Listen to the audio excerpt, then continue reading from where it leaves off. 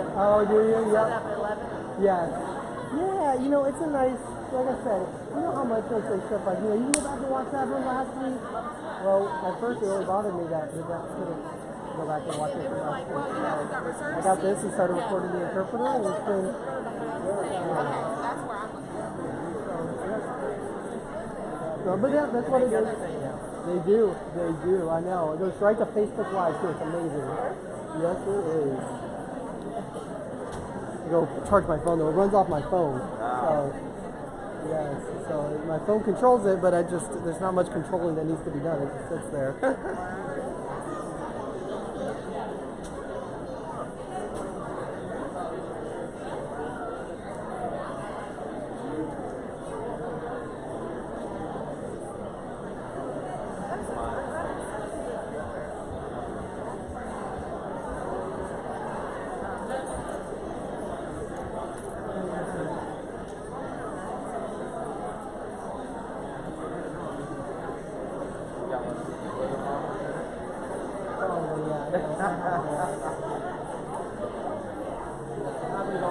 More than once you've had to ask people to like, can you just scoot over just a little bit?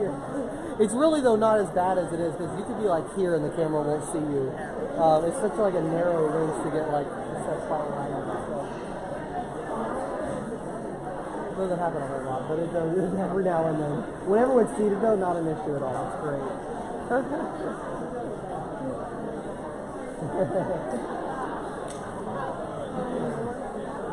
47.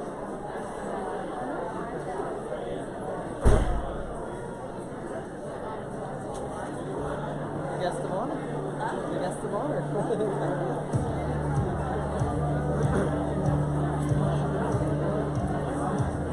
Hey, Cody. Hey, how's it going? Good, man. How are you doing, buddy?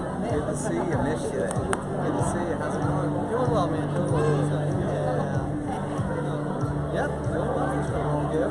It is, yeah. I mean, the candy maze was great. Happy birthday, by the way. The candy maze was great. You know, we had a lot of people pictures, so I was like, all right, I'm happy with that. Yes, it was. And I was trying to get a lot of people. About 2,700. So I was excited about it. Yes, we got a lot of people. Like I said, our biggest issue with that app was we had some spilled water in here in the auditorium. Like, if that's my biggest problem for the night. I am praising the Lord there. So, no, it's going well though. I'm enjoying it a lot. I was talking to Kevin about it. He was asking me, like, at the school, that's for sure. Yeah, he's here. Where is over there? Yeah. I don't. I just saw him in the lobby. Oh yeah, definitely. I should suppose we're trying to surprise you, but no, I didn't. Oh, did you?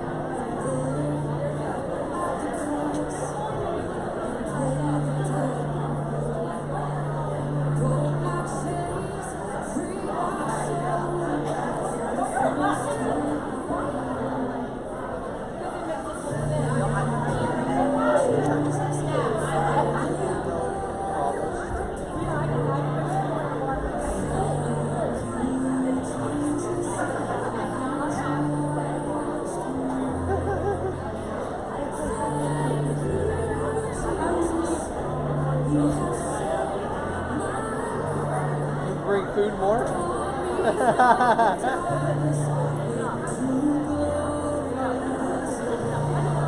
Yeah, enough.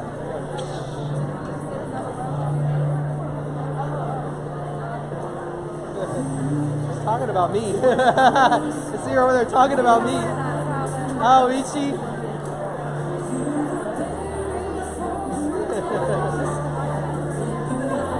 Say what? We'll see, I might take you up on that just out of laziness, but I have the band, so it's not. I'll let you know.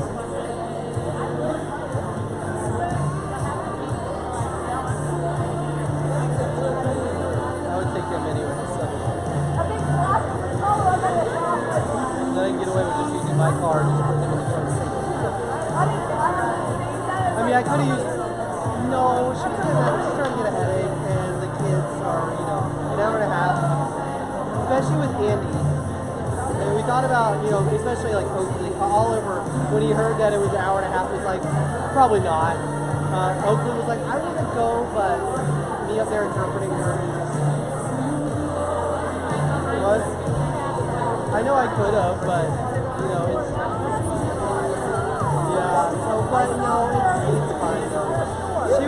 distractions. So especially after 60 minutes, you know, that last half hour, it's a lot of time to sit there. I'm not. It's gonna be a long time to We enjoy. got the all black idea.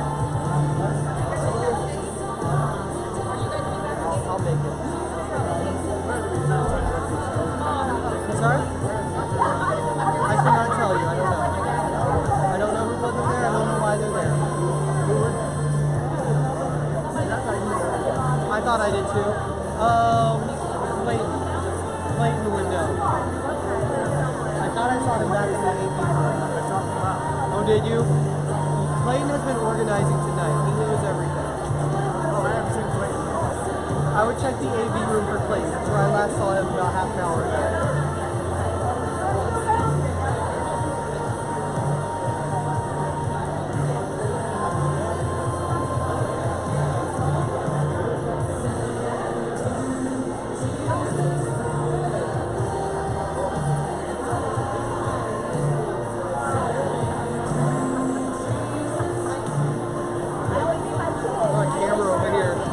Making us all uncomfortable.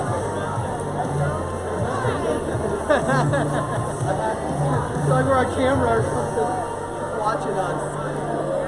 No picking your nose. I'm behind you. Yeah, no promises. That's the sign. What if he says boring? Oh, what's that? The sign for boring. Well, don't do that either. What am I supposed to know?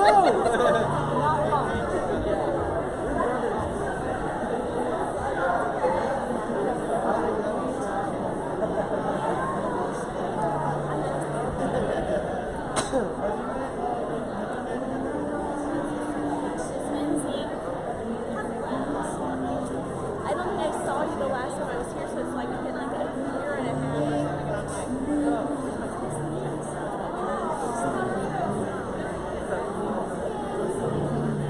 It's okay. She doesn't want me to go out there and talk, so hopefully she's a scream. I feel that way too, but you guys must have it. Good?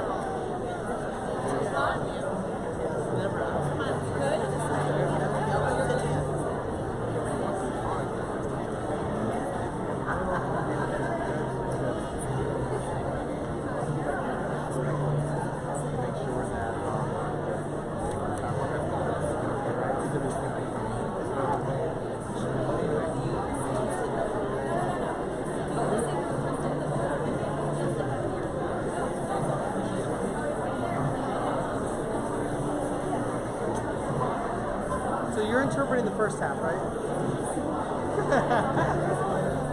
I heard, I didn't get to watch you, but I heard from the deaf that you did wonderful this morning.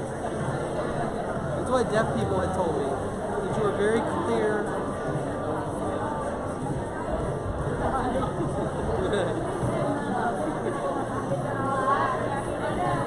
Everyone said you were great and clear. Cody. Brother Jim, yes. I know. Yeah. Yes. No, I'm gonna have them on Wednesday. Yep. Really, I have them like Monday or Tuesday, but they'll be here for Wednesday. Oh, do you? Fantastic. That's great news. Yes, I will put that down. Put you down before. If we have any extra, like gift cards or anything, we can go get them if they use them. I think so, yeah. They're out in public. Oh my goodness, early. Yeah, so a $10 gift card to get you a 20-cent. It will. Wow, that's a big turkey. That's a big bird. Yeah. So, all right, I'll put you all down for 4 though. Did you fill out a card for it? If not, that's okay. That's okay. I didn't fill No, out that's fine. I'll make a note. I just didn't want to double count. Just took the list and asked everybody what they get. That's perfect. That's perfect. We'll still see you at our class next week, right? Next week. I'm not Next Sunday, the 13th. I don't know. We'll see you there. Everyone's excited about it, finally. All right. All right, thank you, sir. I appreciate it. How many you signed up for? I don't even know yet. I haven't got the count for the thing. Telling me, I have about 8 to 10 who have talked to me. So I don't know how many people filled out the cards yet. I won't know until tomorrow. So far, so good. I didn't know what to expect. So And it may even wind up being more than that. I was going to get, however many people told me, I was going to add 5 or 10 boxes on to it just to be on the safe side. So, Okay. yep, I was planning for it. Good deal. Can you do me a favor? Can you text me Brother Jim's class 4 boxes, just so I don't forget that? My unofficial assistant.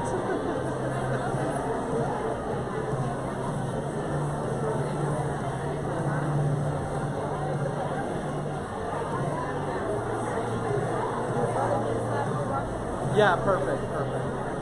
Thank you. That way I don't forget. Because I will forget it. I can't write it down right now because my phone's being used for there.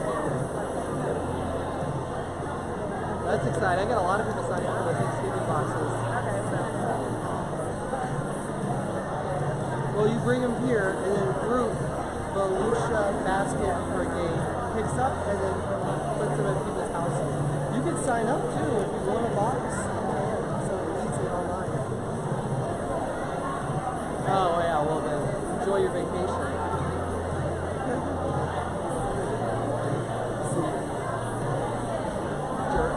You're just leaving me.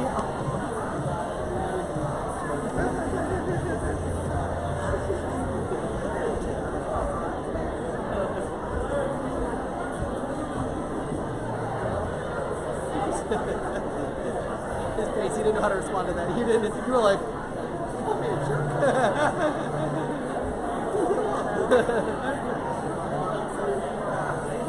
Oh, very mean.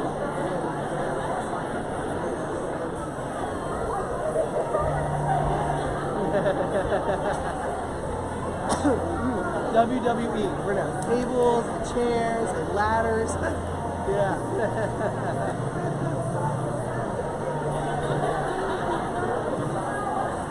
Yes, Scott's here. Yes. Can't miss that hair. So.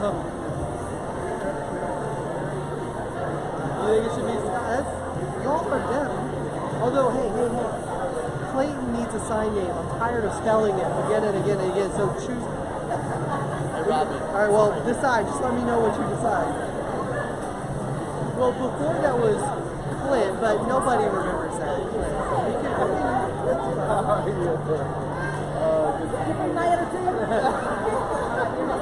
One day I'll do it. We can just. That's fine. Y'all are deaf. Just let me know. Okay. Yes. All right. What? Not. So, all right then. There we go. So Clayton needs a sign name. I'm tired of spelling it. We'll just. I think Scott. Is that what we're doing now? Scott. We're gonna vote. Scott. His idea was Scott. All right. Welcome everyone. Thank you for being here today. If you guys can try to find your seats. I know everyone's doing a lot of hugging, which is good, but we're gonna have to get this service started because we got a lot of ground to cover. How many of you are excited to be here today? Yeah. A little excited, a little bit nervous. For those of you who don't know me, my name's Clint. I'm one of Pastor Dan and Miss Denise's 3 sons. I think most of you know me, but if not, that's who I am. And we have prepared a service to kind of go over maybe some of the things that you don't know about his ministry and some of the highlights throughout his over 30 years of ministry. We're very, very excited about it. I hope you'll enjoy it, and there'll be some things that you'll maybe didn't know that you'll go home with today, and there'll be some meaningful moments for you as well. Probably some tears that are going to be shed. A lot of the people here today, they've known my parents for a long, long time. We have lots of memories in this room, and I know there's going to be lots of memories shared. And so because of that, we thought it might be fun to start out with a little bit more of a lighthearted type of a start to the service and get everybody having some fun and some laughter. So I'm going to welcome up one of my good buddies. He was just here a couple of weeks ago preaching, maybe about a month ago or so, Kevin Roberts. Kevin, if you would come on up, Kevin.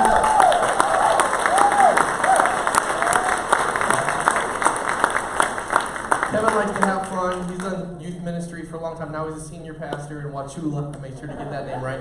And he preached here not long ago. But he's going to lead us in a game with everybody here, and it's a game called Kahoot. Have you guys ever heard of that before? So you're going to need your phones. So if you have your smartphones, pull them out. Kevin, I'm going to turn it over to you. He's going to do a game with you guys with some trivia about Pastor Dan. You think you know my dad. You guys think you know my dad, but how well do you really know Pastor Dan? It's going to be the question. So here we go. All right, so if you have your phone, pop it out. If you have a flip phone, you probably can't play this game, all right? But AT&T is running a special, so you guys can get that. So if you go ahead and put the URL in there. Give it a second. They're getting there. 2 seconds. They're working on it. Aha. All right, go to Yeah, there you go. kahoot.it. Yeah. www.kahoot.it. Any of y'all playing? Yeah. Okay, cool. Go ahead. Say them. Say what? Oh, yeah. Put that pin in, by the way, y'all. 261-427. Okay. By the way, if you've got some questionable emojis, do not put them up right at this moment, okay? We will find you.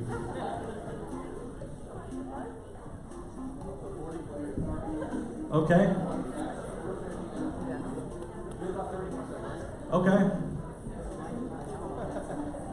Are there any? There's no cheese.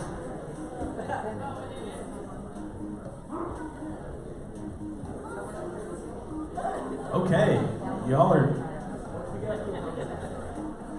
All right. There we go. Hold up. Oh, you're not on? I'm in. Okay, you're in. Well, it's still growing. Give him 30 seconds. 9, 8, 7, 6, 5, 4, 3, 2, 1. There we go. All right, we're going to start this. Y'all ready? Okay, here we go. 2 of you, that's great. Fun fact about Pastor Dan, here we go. The suspense. What fruit does Pastor Dan eat almost every day? Okay, apple, orange, banana, pineapple. Go ahead and you fill it in. You got 12 seconds. 11, 7. Counting wasn't my thing, so. What? Okay. All right, the quicker the answer. Okay, banana. How many of you got banana? All right, cool. Here we go. Next one. By the way, the quicker, they said the quicker you do this, the quicker the points. Back room. Okay, well. That's kind of scary, but all right. What cereal does he eat every morning? Oh, okay. Oatmeal, all brand, Cheerios, Cinnamon Toast Crunch. I would have said Wheaties. All right. My head's not in the way, is it? I'm gonna come over here to you, man.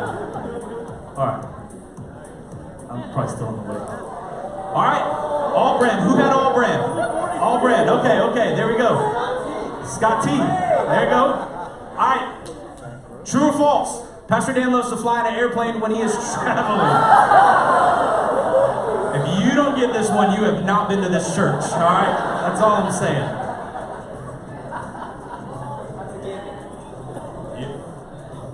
If any of you are second guessing, just stop. Just stop. 2, 1, boom. False. 6. If you said no one's gonna confess. Okay, that's good. We'll go to the next one. Back room. Are you back room? Who's back room? I'm not back room. Who's back room? Front room. Back room? He's in the back room. He's in the back room. All right, Pastor Dan won a free throw contest in high school. How many baskets did he make consecutively? 56, 38, 10, 99. Little Steph Curry. 7 seconds. 5, 4, 3, 2, 1. 56. Lane, where you at? Okay, we ain't got time. Position did Pastor Dan play? What do you want to play basketball? All right. Baseball, sorry. Can't read. All right. Catcher, third base, left field, pitcher.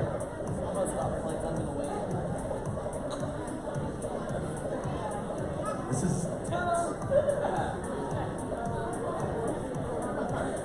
All right. Pitcher. Yeah. All right. Moving up. Lane. All right. Here we go. What television program did Pastor Dan watch every morning before he went to school? Captain Kangaroo, The Lone Ranger, Andy Griffith, Bugs Bunny.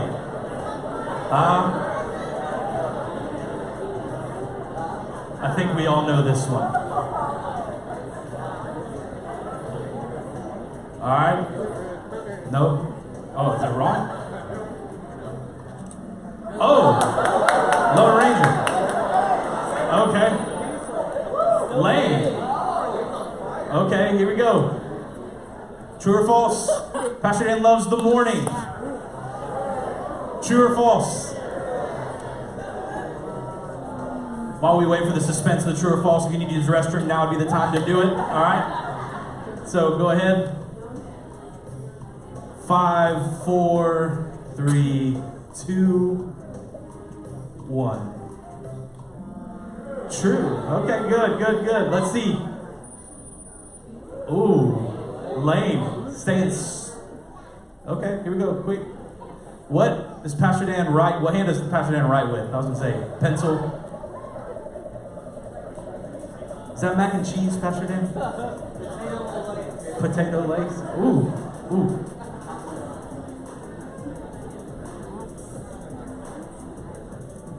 Here we go. Oh, right. Oh, that was close. Oh, Backroom is making a comeback. There we go. All right. What instrument did Pastor Dan play in band?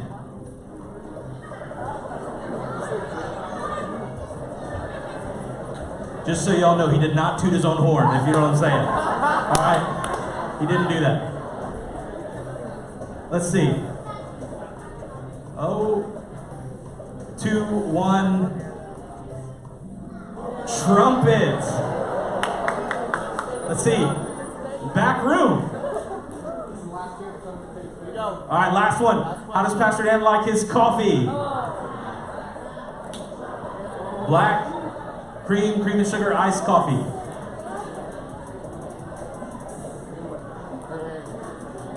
Let's see. You don't know?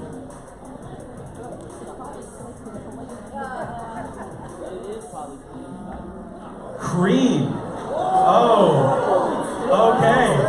Okay. Here we go. Third place. Scott T. All right, third place. Second place, Ethan. All right. First place, back room. Okay. Where's Leah? Congratulations. Give it up for Leah. Yeah. Now who is Ethan? Where are you at? Ethan. All right, Ethan, congratulations. And whoever's Scott T. Okay, gotcha. Where's he at? Oh, I thought you were back there smoking, bro. No, I'm just smoke break. All right. Am I going? All right, I got 2 minutes. So we gotta, Clint said, take it serious. Sonny, focus, take it serious. All right, so we're here, and there's gonna be a lot of testimonies, a lot of stories about Pastor Dan and Miss Denise and just the impact that they've had on people. And they told me to go 2 minutes, so I'm gonna do it. I'm not gonna look at you because I'll start crying, so I'm gonna go right here. I just wrote down a couple things. Obviously, in this moment, it's difficult because we're trying to say things to you in probably an hour's time when it would take way longer than this. And so we're super thankful for y'all, and I'm just thankful to say. But I wrote some things down. First, Miss Denise, I wrote this: loving.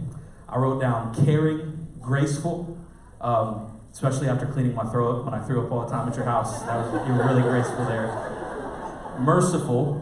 I wrote that because you didn't strangle me after Clint knocked the clothes rack over. It was all him. So that was him. Pastor Dan, I wrote down this: leader, visionary, spiritual father, disciple maker, Packers fan. I did put that down. And just everything that you have displayed over the years has just been amazing. And I mean, I remember I was thinking about the story the other day. We would come to school here and we would see you walking around, and I'm trying to figure out what's he doing, and you were just out there praying, and just to see the impact that you had, especially on young guys like me, I'm super thankful. So I love you guys and really appreciate you. So I'm gonna turn this back over to Clint, and we'll go. All right, thank you, Kevin. We're gonna now break up the service in this way. We tried to think through what would be a fun way to kind of go through all these different events that took place during my dad's ministry, my mom and dad's ministry here at the church. And so we thought, he came in here Near the very end of the 80s, 89, right around there is when he started here at the church, and then now we're in the very beginning of the 2020s. But for the most part, you kind of can break it up into those 3 decades, 90s, 2000s, 2010s. And so we decided to break it up that way. So I'm going to be covering the 90s, and then my brother Clayton will be covering the 2000s, and then Caleb, the youngest of us, he's going to be covering the 2010s. You can see all 3 of us on there right now. I feel a little bit self-conscious about the fact now that you're starting to see all these things like, 90s themed parties. I'm like, once they start theming things in the decade that you grew up, you know you're old, right? It's like, oh, I dressed up like the 90s for the Halloween. I'm like, what? Like, that's not, no, it's the 60s. That's what you dress up as. The 90s was just like last year. But I'm going to cover the 90s. I was born in 89, December 15th, 1989. So I grew up definitely in the 90s. And so, but briefly concerning the 80s, before we get into the 90s, my mom and dad met each other in Bible College in Jacksonville, Trinity Baptist College in the 80s. And then they got married in 1987. So we see that picture on there, August. It was 8, right? 1987. You couldn't wait 1 year to make it 88, right? But got married after my dad graduated from Bible college himself. He's a couple years younger than my mom. Sorry, Mom, she gave that away there. After he graduated, then they moved down here to Daytona, so he could start in full-time ministry here. At the time was Daytona Beach Baptist Church. For those of you who don't know, our church was named Daytona Beach Baptist back then. We'll talk a little bit later under Clayton's decade when the names changed over to Crossroads. So he began his ministry here at Daytona Beach Baptist. He didn't start out as senior pastor. He started out as an assistant. He did a little bit of everything. So he led children's ministry. He wrote his own curriculum, which we still used an updated version of that up till very recently here at Crossroads. He led the singles ministry, the young marrieds. He did a Bible Institute back then as well during those early days. He did so much with the children, so much fun that he continued throughout his ministry to be a part of with VBS skits, and he did a puppet called Sailor Sam, which you'll hear more about that later. But he just did a little bit of everything. He was, what did you always say, Dad? A one-arm paper? Busy as a one-arm paper hanger. It's one of my dad's isms that he says. And that's what he was like back then. And during this time period, like I said, 1989, I was born. I think we've got a picture of that as well. There I am. And around this time, around 1990, the church was not located here. It was located off Bell Road. There's a school there now. But we broke ground on this property at the Children's Building. Was the first building to be built on this property. 1990, we think-ish. We got a couple pics of that. Take a look at these pictures. That throwback, right? Nice work clothes there, Mom. I like it. Glad some things have changed. All right. So my dad was ordained in 1991, and we are going to show you. He was started his ministry. There's a picture of him when he was leading the singles ministry. We have he's not in this picture, but this was a singles ministry event that they had that my dad headed up. And we see 2 people who are going to be speaking today. One is Pastor Scott on the far left. And then, go back. And then brother right next to him is Pastor Mike. I would never have known that was you, Pastor Mike, if my mom would have told me, all right? Because that does not look like you today. But that is him. And they were both part of his singles ministry. And Pastor Mike actually was one of the ones who signed my dad's ordination certificate, I was told, even though he wasn't a pastor himself at the time. Kind of cheated a little bit on that. And he's been a part of my dad's life ever since Bible college, and still is a major just friend and confidant. And they are, in ministry, a lot of times you have a lot of people who look up to you as a mentor. But it's very rare you have someone who you can kind of look back at as your peer and you can just be honest with and open and transparent and share life with. That would definitely be the Grovers for us. Definitely Pastor Mike for my dad. We knew he had to be a part of this service, so we'd like to welcome you up now, Pastor Mike, to share a testimony. Would y'all give him a big round of applause?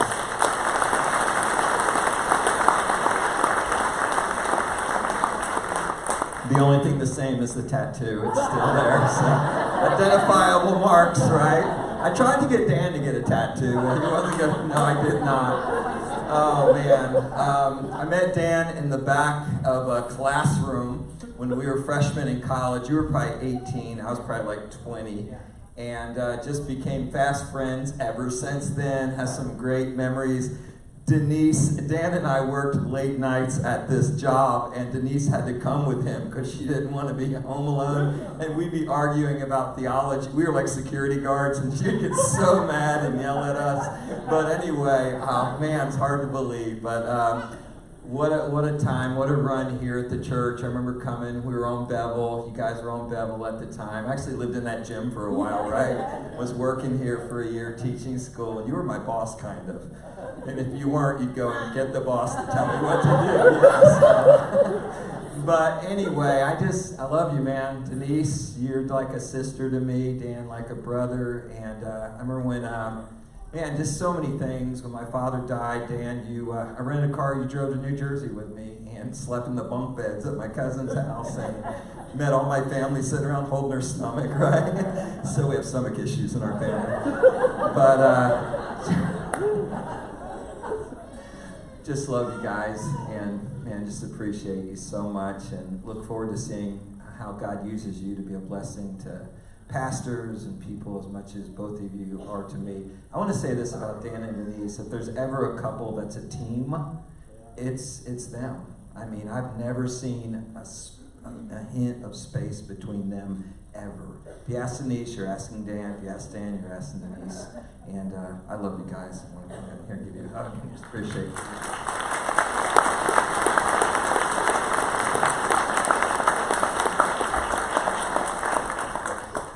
Pastor Mike. So, again, at this point, my dad was ordained into the ministry in 91, but he wasn't the senior pastor yet. He was still an assistant on the staff.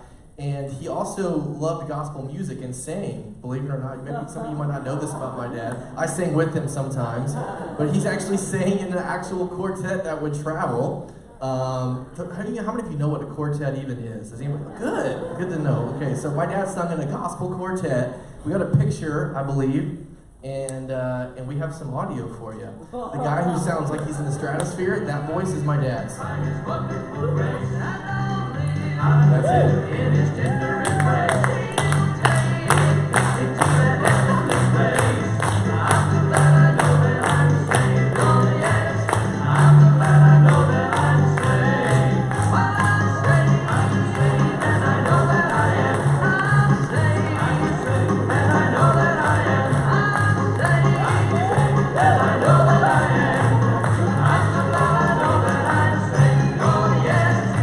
Here we go.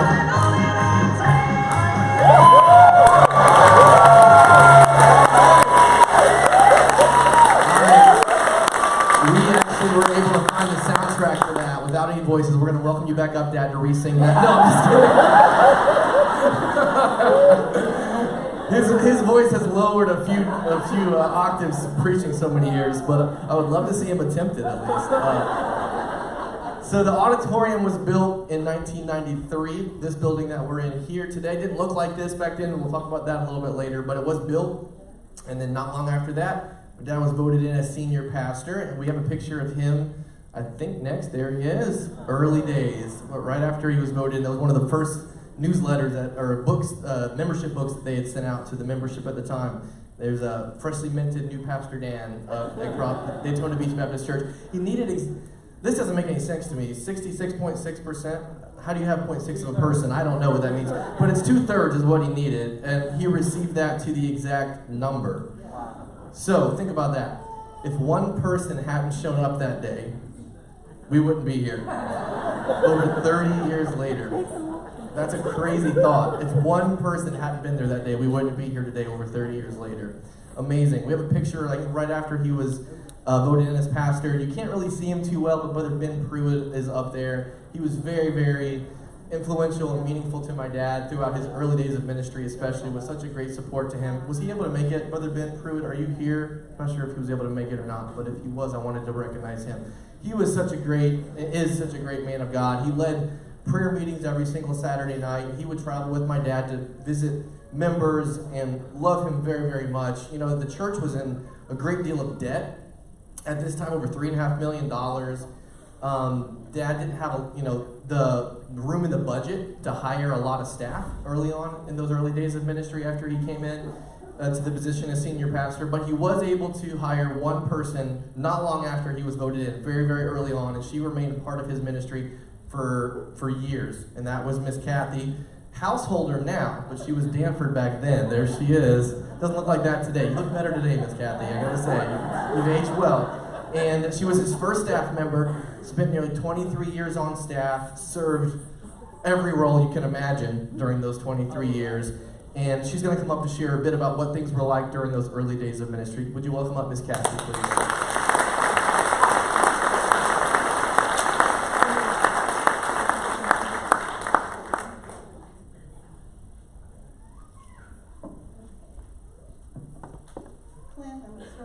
I'm going to throw you under the bus.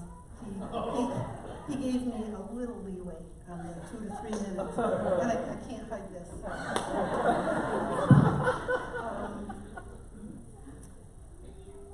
How do I express, and I'm going to read it. I thank you, Denise, for reading yours, because I'll get through this. How do I express my love and appreciation to Dan and Denise? Let you all in on some of the funniest times in the church office, and also reassure you that a lot of working and planning and executing went on, and praying and caring and serving and sweat and tears. To come up with this, actually by my seat, I have a bag full of, Dan and I always communicated by way of the yellow notebook papers. I mean, full of thrown away copies. My umpteenth attempt, I just even went with bullet points, just provocative little phrases that I list off for you, and you'd have to use your imagination to fill in the blanks. And a couple of real quick examples. Rubber ducky in the baptistry. Sunday morning, the view was great from the balcony. The duck kind of went kitty corner across, and he never saw it. The guy getting dunked never saw it. Jim Bohannon, your dad saw it. What was the real story of why Dan's waders sprung a leak during the baptism one Sunday morning?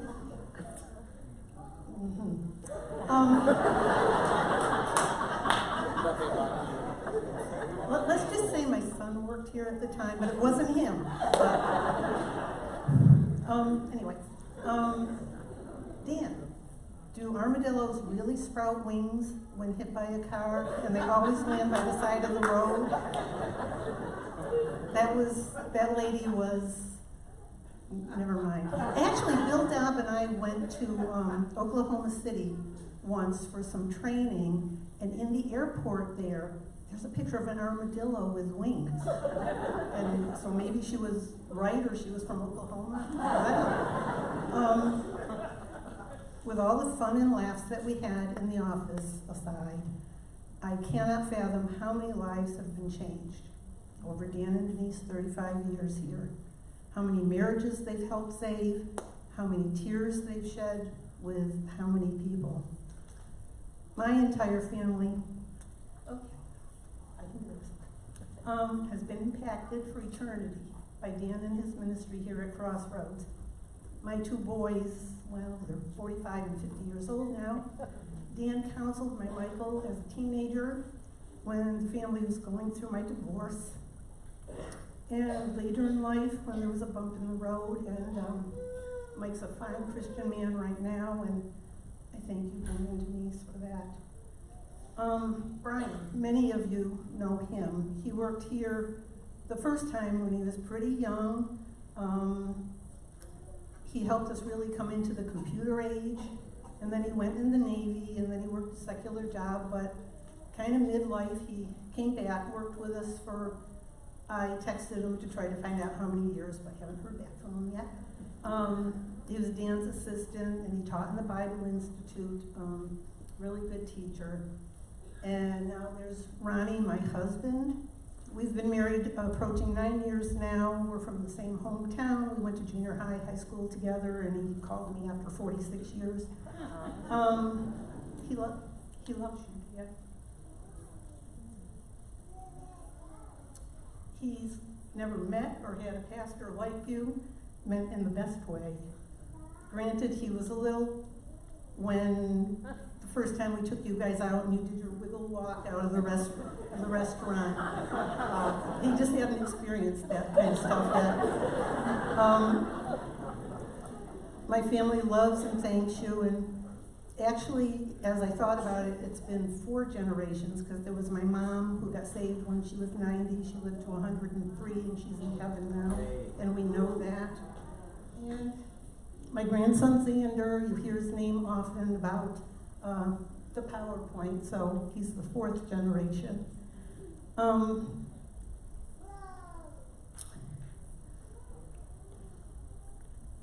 So let's just hit a couple of the bullet points that I would have just thrown out at you. I'm not a morning person, Dan is. I'm sorry, I love you, Dan, but it was torture. Being greeted every morning with a loud rendition of Good Morning, Captain, or a barrage of questions or ideas. But you know, I came eventually, when it dawned on me, to admire and respect who you were in the morning, because you got up at 5, you were on property by 6, just praying over the property and seeking the Lord for this whole congregation. And then at the office, probably by 7, you had an hour's worth of work before I showed up. And it's still hard on my brain, but you know, you were bright-eyed and ready to go, and me not so much. But I was always amazed by you, and I respected your dedication and drive. Dan will never forgive me if I run out of time, which I already have, sorry.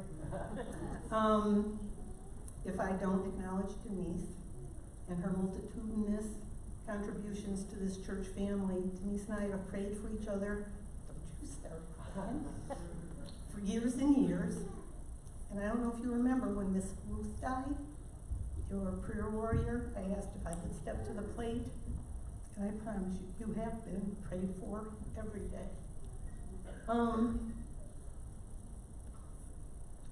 And I'll never know if Norm, my second husband, deacon here, 22 years older than me, a lot of controversy, I don't know if he would have ever really married me if she promised that, she surprised me when I confessed, I love the guy. And she promised me she would pray, and he was actually heart operation, had 6 months to live. I wanted to marry him anyway, had him for 9 years. And that leads into one of my stories. I had to cut out so many stories from this to even get it down to what it is. I actually have a bag under my chair of more than half a pad of these, me trying to pare it down, so forgive me. Okay, well, bottom line of this story is that one of the many times that Norm had really serious heart surgery, and that time, well, no, not this time I'm talking about, but anyway, the orderly actually wheeled him in to the wrong operating room, because Dan was Dan, and he had just messed with him so much. And anyway, Dan was a good tension reliever, but oh my. Yeah. Denise, actually, probably 2 of the other speakers are going to be singing your praises. There's no way to count the zillion showers that she hosted, the dinners that you pulled together at your house, which were delicious. Thank you for all you've done, Denise, and especially thank you for your steadfast and firm support of Dan. The easiest way I can cap off my Denise comments is reading you Proverbs 31:29. For one of her landmark birthdays, either 40 or 50, a little bunch of us gave her, at first I thought it was a watch, it was probably a bracelet. The watch. It was a watch? Oh, okay, we came up with more money. I probably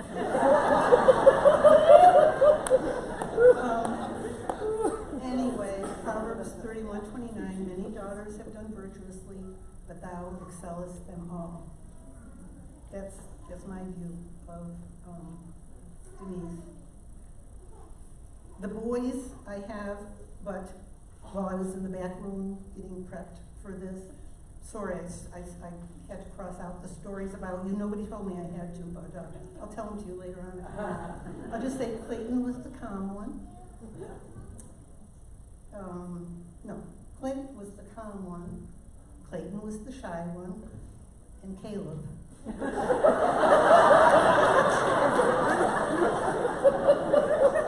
Caleb, you were a challenge. You were so sweet. You could get away with anything. You hit my heart forever. And it's really too bad I can't tell that story about it. When you threw my keys behind my desk and I couldn't go home, and you hunted for them with me for about an hour, and I finally asked you, did you do something with them? Clayton, where are they? I'm sorry I'm calling you Clayton. Why'd you get your haircut? I can't tell you to apart. Where are they? Behind your desk. And he had dropped them, anyway. He was a hoot. Still is. Dan, so many years, so much work, heartache, joy, laughs, and successes. Were we really $3.5 million in debt? And Dan and I talked about this a few days ago, and I didn't know that he didn't realize it. That, were we $3.5 million in debt? Well, they don't shut off the water on a Wednesday when you have a missionary coming that night. And I guess I took a little bit too much advantage of a grace period. I don't know how it happened, but I don't know if Tommy Johnson's here, but thank you for signing a check so I could go to one of those weird cash your check here kind of places and pay your utility bills. And we did end up with water for that night.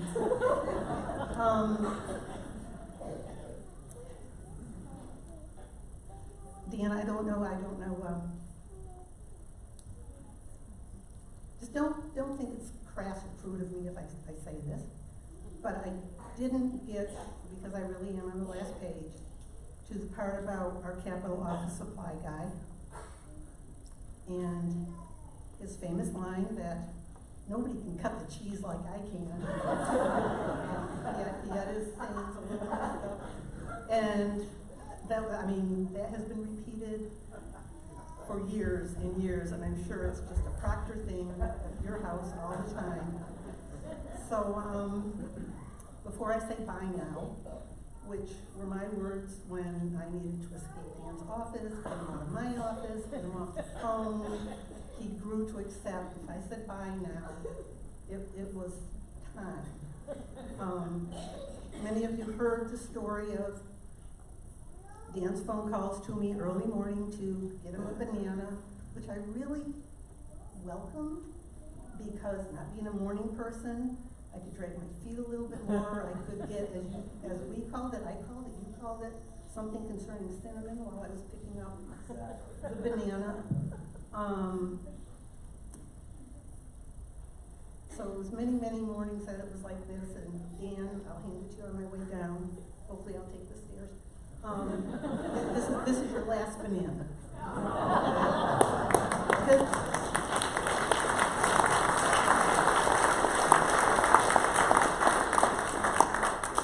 We will be together forever in eternity, friends forever on this earth, but for now, bye now.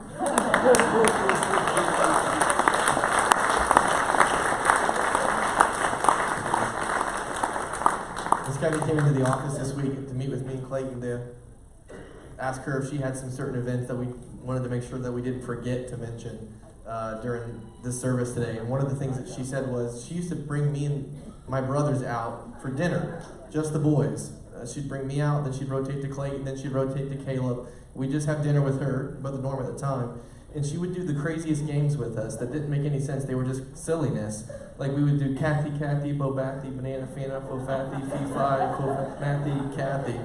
And then she says, she asked me this week, she said, do you remember the French alphabet? Nobody's asked me that since I was like 6 years old. And I go, A, B, C, D, E, F, G, A, G, Shika, Elemento, P, U, B, Duplicate, X, Y, Z, something like that. You taught me that in the back seat of the car when I was going back and forth from my dinner dates with Miss Kathy. And it's just so weird the things that you locks in your brain and you never forget. But you mean so much to our family. We love you. And so at this time period, again, they were in a lot of debt here at the church, didn't have money really to hire anyone else to the staff, but he did have a faithful Sunday school superintendent during this time who helped us grow our small groups. Our Sunday school at the time is what we called it. And his name was Jason Roberts, and he's the dad of Kevin, who was here earlier. That's what he looked like back then. Got a little picture of you, Brother Jason. We're going to welcome him up now to share about some more what it was like serving with my dad early on as a layman. And before I pass it off to Brother Jason, I should say, he's like a second dad to me, but I should say that he served as a lay person here at the church for years, but he eventually did surrender to the ministry, went to Bible college at Trinity, and then he took my best friend away from me, hurt me, and moved to Tampa so that they could serve in a children's home, a Christian children's home. So, and now Kevin's in ministry as well. So, welcome him one more time. Can you give him Jason? Can I use your notes? Do it. I believe in taking care of the technical, see, I can't even pronounce it, which leads into, can you sign with a southern accent?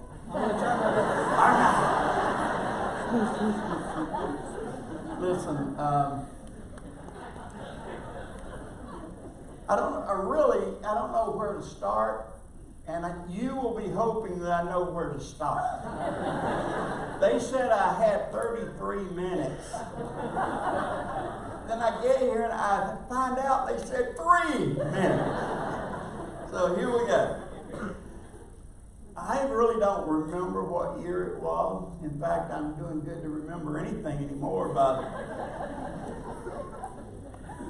I remember where I was sitting. I was sitting right over there. There was pews then. And the church was hurting. Deeply hurting.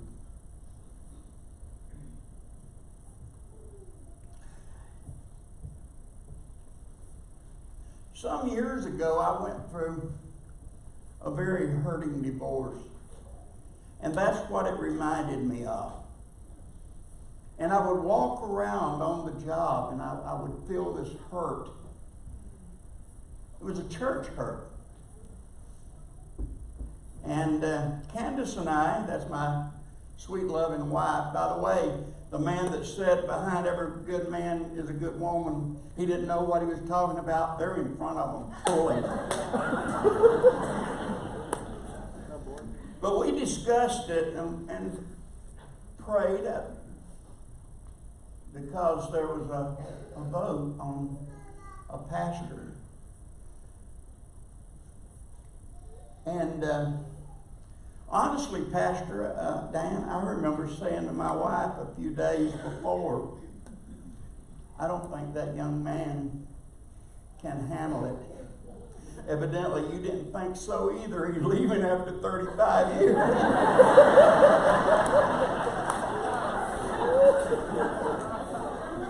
It's like the man that said he'd been married to his wife for 60 years, and they said to him, well, do you think you're going to make it? But the night of the vote, that's what I wanted to get to, the night of the vote, I honestly didn't know what I was going to do. Honestly did not. And I was sitting there. My wife knew what she was going to do. My mother-in-law, if you remember, was a member here. She knew what she was going to do. And I was in tears, more on the inside than the outside. And in the last seconds, as I walked down, it seemed like there was a box or something. As I walked to that box, I put whatever it was, yes, I think, or a check mark or whatever on it. So if you've enjoyed Pastor Dan over the years, you can thank me. I'm that one.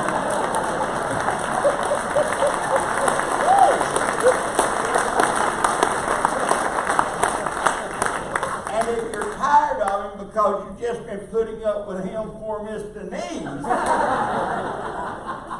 blame my wife.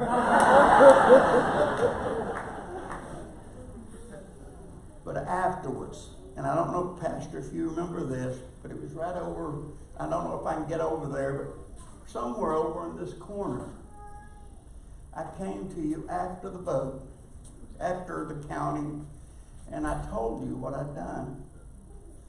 And I was near tears at that point. And I remember him saying, probably won't get exactly the words right, but I remember him saying to me, "That's all right. We'll work together." I wish I had time to really express my heart to you. You're going to be looking for a new pastor. I urge you, you will not find another Pastor Dan and Miss Denise. But find a similar heart. Because I believe, Pastor, and I may be wrong, but the reason that you and I have gotten so well along over the years, we understood each other's heart. May not have always seen eye to eye. In fact, I remember one time when I was teaching, Pastor Dan called me into the office, and there was something, hard to remember even what it was, but he says to me, "Do you think that was wise?" And I said to him, "I've never been accused of being wise."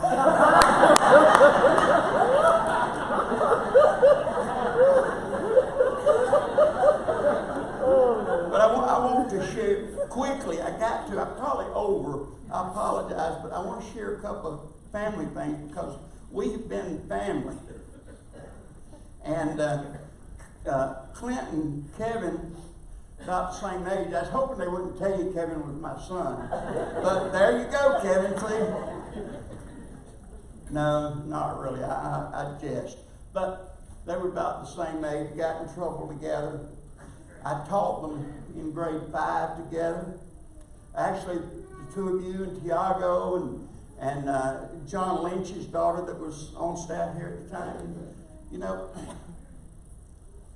but Miss Denise was such a good role model for my daughter. In fact, for about 2.5 to 3 years, when she was pregnant with the last two of Caleb and Clayton, my Kaylee was kind of small, my baby back there.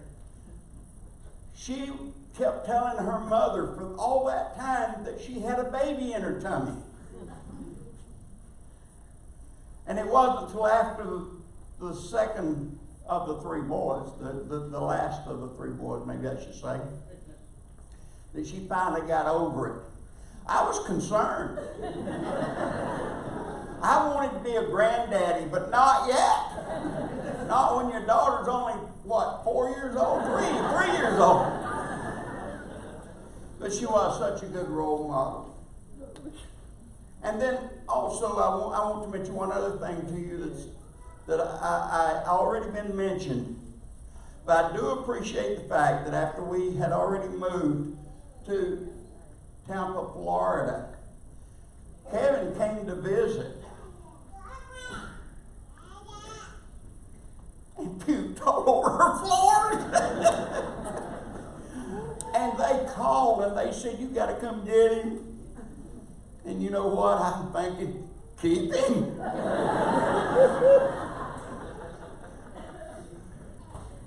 Family.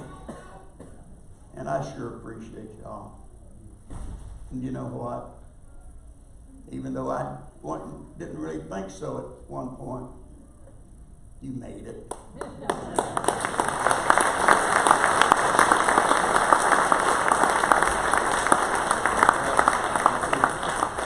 My mom is small in stature, but she could put the fear of God in anybody. And Kevin, we were just laughing in the back room.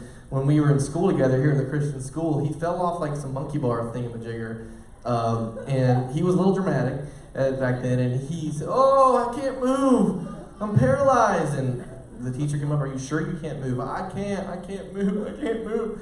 So they called 911, and the fire truck, the ambulance all came, and it was a big scene. And they were just about to load Kevin up on the stretcher when my mom walked across from the office, and she walked over and she looked up at Kevin. She said, "Kevin, get up right now." He got up. I'll never forget that story. She wasn't having that drama. Oh my gosh. So. The debt retirement program began in 1995. Was a big deal. He wanted to be able to do it. I think, was it in 6 years, you said, was the hope? 7 years was the hope that they would be able to pay off all that debt in about 7 years. So that was an important moment when they were working towards that. The church really got behind that vision. At that time, my dad was he's always about 5 or 10 years behind on technology. So computers were starting to be a thing, but he continued to handwrite all his sermons for years. We have an example there. And he has a whole just drawer full, folder after folder of his handwritten sermons from early on in his ministry. In 1997, someone important was born. I'm going to bring up a picture of him right now. Clayton, my brother, was born. There's him being dedicated. And then we were blessed with growth, and we moved to 2 services, actually, in 1998 was the first time the church, we were 1 service up until that point. Then we knew we needed to, because of growth, we needed to move to 2. And then later in 1998, Caleb, my brother, was born. I think we have a picture there as well. There he is. And then I should say, we want to mention in every decade that my mom was heavily involved, always serving alongside my dad. And during this decade, she was really heavily involved with children's ministry during these years. I can remember as a little boy coming to Vacation Bible School, and she led those VBSs back then, and they were always fantastic and amazing. And she led children's choir, junior choir. During multiple decades, my mom was involved in that way. And she's always served alongside my dad passionately, and an amazing leader. And I love you so much, Mom. And thank you for all you did and continue to do. And I want to welcome up now someone who they kind of closed this decade because we believe there's some controversy, but we believe he started attending in 2000, and that would be Mike Rich. And his family has been part of our church for ever since then. Brother Mike, come on up. Tommy and Alana, love you. All right, thank you. I get to close up the 90s. Get rid of that picture. Well, you're right. We decided that we started coming here in 1998. My wife was a high school teacher at Spruce Creek High School, and she gave testimony, in our class this morning about how some high school students were just witnessing to her, not realizing it. But she saw the difference in these high school kids that went to youth group, went to camp, talked about Jesus and things. She came home from work one day and said, "Honey, these kids, they're different. They're not perfect in any kind of way, but they had their heads screwed on straight." And she looked at me, we need to take our boys to church. And at the time, we had Caleb and Adam, say 98, so she was still working. So we decided, okay, we'll go to church. Where do we go? Her grandmother and her brother, Rob and Colleen, were coming here. I don't believe they were married yet, but they were coming here at the time. So we came here. Caleb and Adam, both. Caleb, our oldest son, was probably 4. Adam was probably 2. We sat right back over there. So I'm sitting in church. Hadn't been to church since I was a little kid. And I got Caleb coloring. You know how you keep your kids quiet, and we're not doing all that good back there with our grandkids right now. But you keep them quiet, it's coloring books. We have little coloring books, and you sit back here quietly coloring, and Dan's up here just preaching a storm. He's walking back and forth, and he's just hollering and screaming. And my son Caleb looks up to me and says, "Daddy, that guy's mad." I said, "Yes, son, he is. Now just shh. You just be quiet, okay?" So that was the beginning of it all. We started coming, like I said, 1998. And in December 2000, my wife, there again, she's always leading me. And then you say that, Robert, Sarah, she was leading me. She said, "Don't you think it's time we joined the church? We've been coming here for a couple of years." I said, "Okay, I'm not going to walk the aisle or anything. You call pastor, and we'll meet with the pastor in the office." So we did that. We went there, met with Pastor Dan. And the first thing he's going to ask you, are you saved? I said, well, yes, sir. I know the Lord Jesus Christ is my Savior. I went down on my knees, prayed with my grandfather, asked Jesus in my heart when I was probably 5 years old. And I turned over, and he looks at my wife, and my wife's looking at me. Her jaw hits the ground. We had been married 7 years, and I had never shared that with her. We got married in a Baptist church in this town and never shared that with her, that I was saved, and here she wasn't. So Dan took his eyes off of me and went right on to her. And my lovely wife, 30 years coming up, has accepted Jesus Christ, her Lord and Savior, back in December of 2000. So we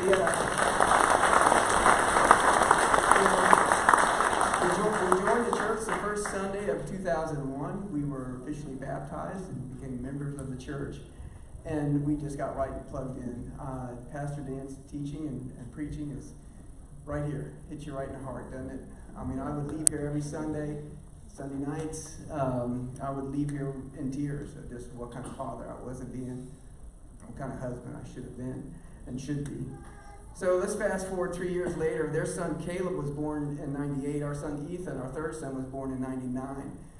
And let me tell you, they're birds of a feather. They're a lot alike. And so they decided they want to play soccer. So Dan and I decided we're going to coach the YMCA soccer team for 3 and 4-year-old boys. Well, I say boys, those boys and girls. And we just had a great time teaching these kids soccer and playing with them. It came to the last game, the very last game of the season. And Dan's and I are coaching, and the kids are playing, and the game's about over.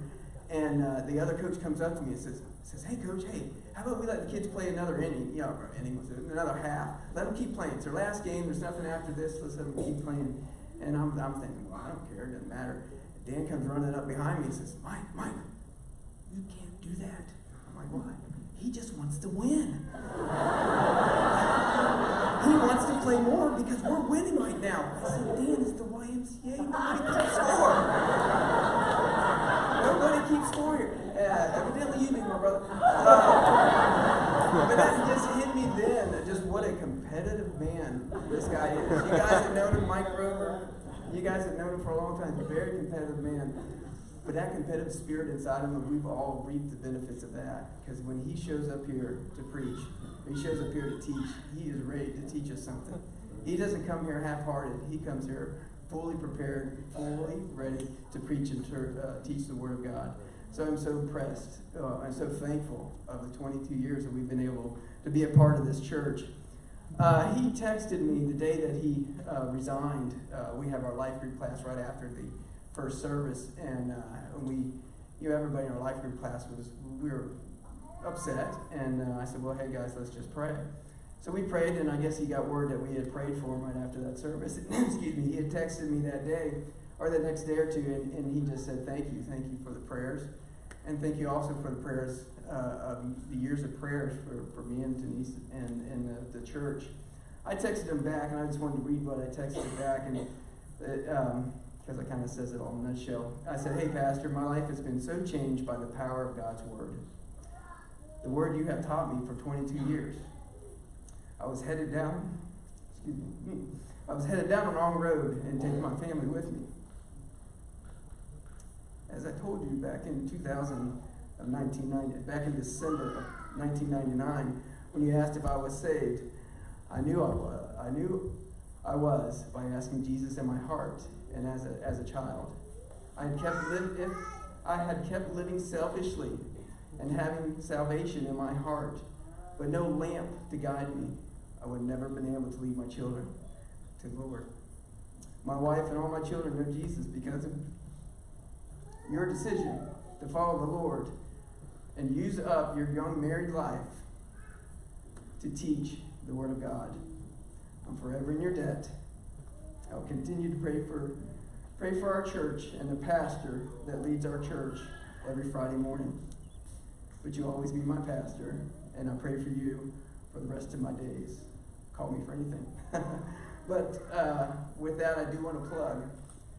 I mean, we've heard some great saints, Kevin, that have been here a long, long time. And Ben Pruitt's name was mentioned too. He's not here tonight. That man started a prayer group, and they mentioned on Saturday night, but he also started a Friday morning prayer group. I think he started at the church over in Bevel. Is that right? He started that too. I started coming to that when we first joined, probably early 2000s. And there's a prayer group that meets here every Friday morning at 6:15. Sometimes there's a lot of us, sometimes there's not as many. But now, just as then, is the time to pray. Time to pray for our church. Trying to pray for unity as we step into the days to come. When we got this pastor committee and all this to put together, we need to be praying for our church. So I just wanted to open that up, let you all know. That back door is open. The one right out back there will be open at 6:15 this Friday and every Friday after. And we'll start praying for this church and start praying for our pastor.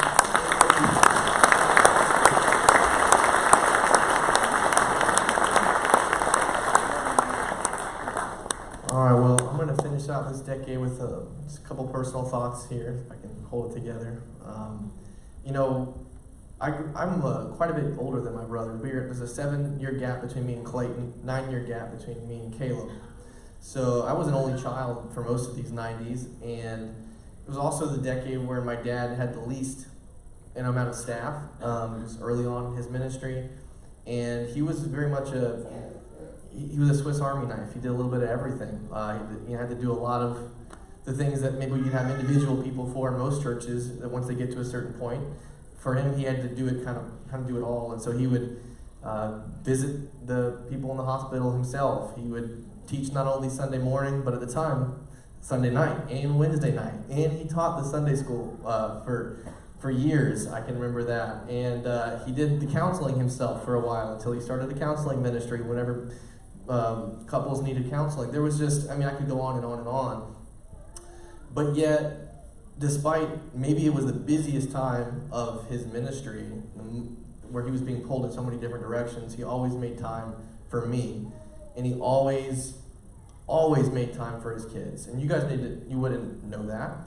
And I don't necessarily know if that's something that can always be said for a lot of pastors, is that they prioritize the time with their family. And he always did that. And I was thinking about this today. It wasn't my plan, but I thought about this as I was taking a drive, thinking about what I was going to share. And I thought, there was one date that didn't get mentioned in our order of service for the 90s. It's a very important date. Probably of all the dates other than when my dad got voted in as pastor, it would probably be the most important date in our family's history, where you can kind of look at before and after. And that would be in February of 1996, when my grandfather passed away. And he died of a massive heart attack. And it was sudden. My dad was only 29 at the time. He actually had his heart attack on February 14th. And so Valentine's Day, and then passed away 2 days later.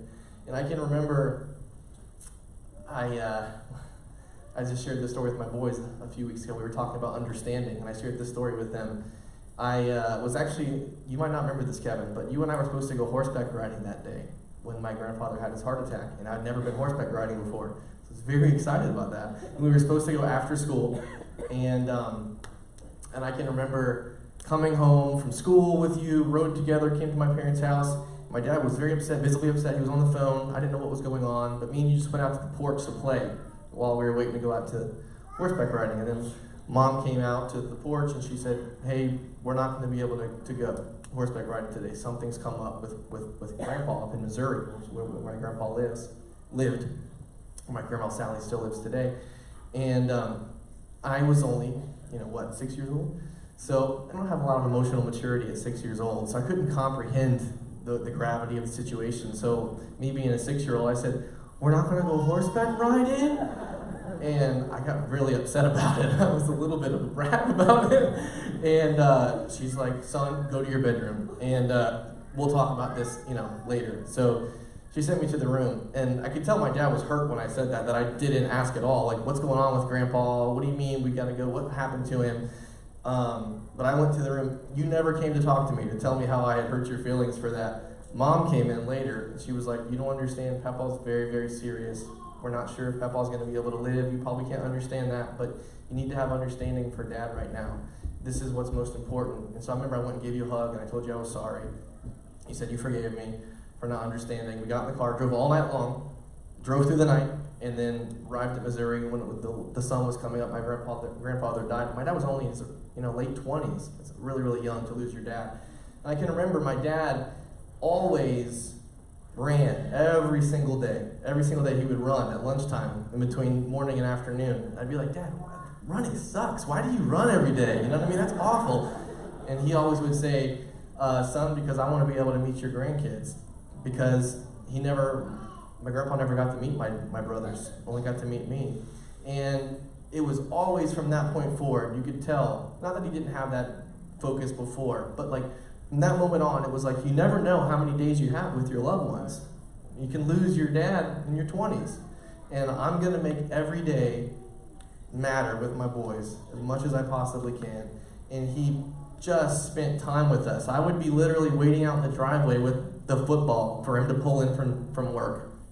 He wouldn't even have his tie off yet, you know. And he'd be like, all right, hold on, take this off, let's go, and start playing. And every day spent time with me. Played countless hours of hoops in the driveway.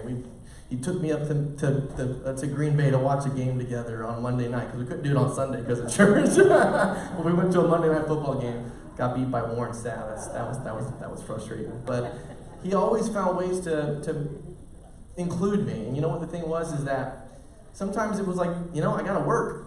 And so you can't always be playing football on the street, but he would bring me with him.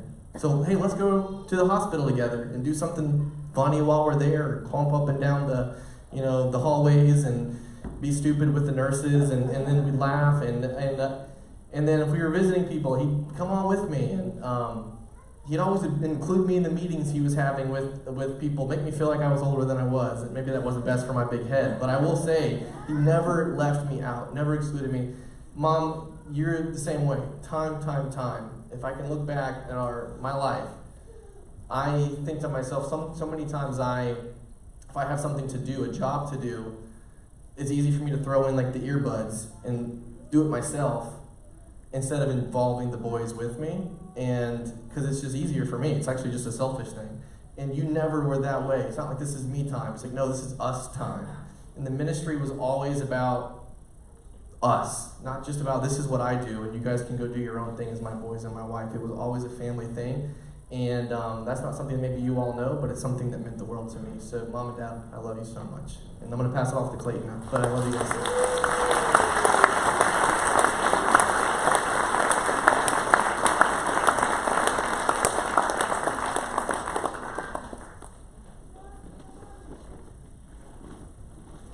Hi everybody.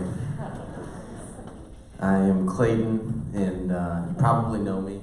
My dad loves to say, that was Clayton, my middle son, leading the worship on Sunday. Can't tell you how many times you see that on Sundays. My dad is, as Clint already said, just an amazing father, and always let us know how proud he is, and yeah, I'm honored to be here with you all tonight. Gosh, I can't look at Mom anymore. So we're in the 2000s. Hip hip hooray. Here we go.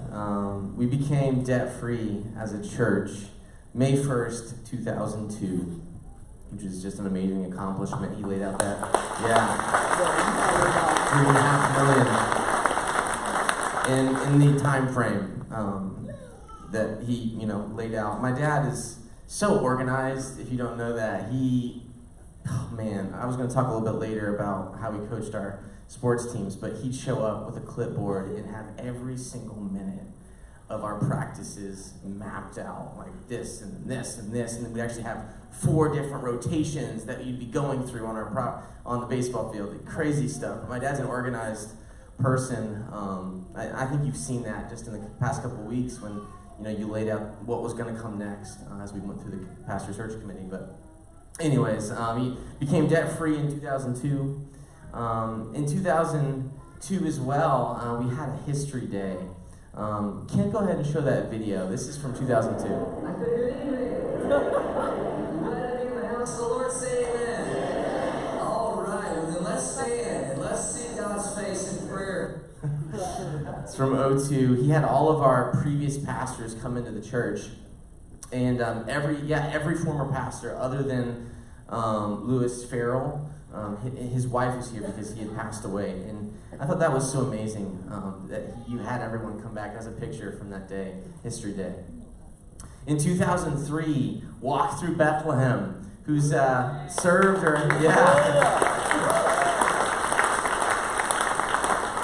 So you see on the screen there, Walk Through Bethlehem, Daytona Beach Baptist Church, free tour. You'll see some photos, and I think that's so cool. It says free tour. From the very beginning, you wanted it to be free. And that's been a philosophy of ministry for him, is that he never wanted to make a charge for the gospel. It was a free thing, you always said, and we're not going to charge for that. And so Walk Through Bethlehem was free. That's from a dress rehearsal, the very first one. And such a cool thing. For those of you who've been a part of it, you know how amazing that was. In this decade, Mom led a teen Sunday school class. And, I remember growing up, for me, you picked up girls every single Sunday. It seemed like you'd stop and pick up 3 different girls on your way to church.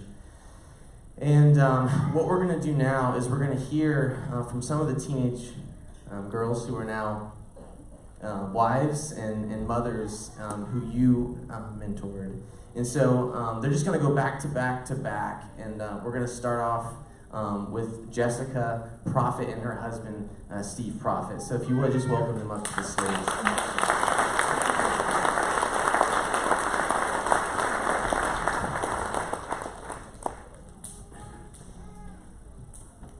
I am not one of the teen girls that she picked up. I'm married to one of the teen girls that she picked up. Hey, it's an honor being here today to be able to share some time with family. We have been gone probably a lot longer than we had been here, but we always, everywhere we go, refer to this as our home church. And this is our pastor. And I know it probably offends our home church, and it probably offends our pastor, but we don't care, because this is our home church and this is our pastor this way. But I met Dan back in 1997 before I even met Jessica, and everything you hear about him was true. He's walking down the hallway whistling Andy Griffith, and I'm like, who is this guy? And then I realized it's the pastor. Great, nice. But I soon found out that his youth wasn't what we should be focusing on. It was the wisdom, because every Sunday, every Wednesday, every Sunday night, you got wisdom and knowledge, and you learned how to live. You learned what it was like. You learned what you were supposed to be, what the Lord wanted you to be, and it was great. We grew up kind of together. Over the years we grew closer. We began to serve the Lord together. Jessica and I did, even before we were married. And we had very good role models in Dan and Denise, and they both did it great. Dan took me in. He taught me things. He counseled me. He corrected me as well, Jason. He did all kind of things, but it was always in love, and it was always with the right heart and the right attitude. I met Denise. It was when we still had the organ and the piano, and I remember our first practice together on a Thursday afternoon, and I said, I cannot believe she plays this fast. It is terrible. She would sit there, and there would be smoke coming from the organ. She's talking to 15 people, her feet are going like this, and I'm over there trying to catch up on the piano, trying to flip a page, and she's just over there like it was nothing. And I'm like, good grief. But that was the beginning, that was the beginning of the relationship, and serving is what really drew us closer. We began to laugh, we began to learn, we learned more about each other, we began to pray for each other, and God orchestrated that time of our lives all together, to start it out and then to continue it on and to carry it. I've had the great fortune of seeing both of them and the family at their best and at their worst. We've laughed together, we've cried together, we've ate together, we've well, some of us have witnessed Caleb getting spanked in the middle of, Fulton County Stadium for possibly damaging Hank Aaron's 715 home run sign they had. But that's a different story for a different day. But it's this. This is what it's really all about. This is what God has intended for all of us in the family of God to be, is this. It's experience life together. And that's definitely something that you get with Dan and Denise. And he said something many years ago that he's lived out ever since, and it stuck with me.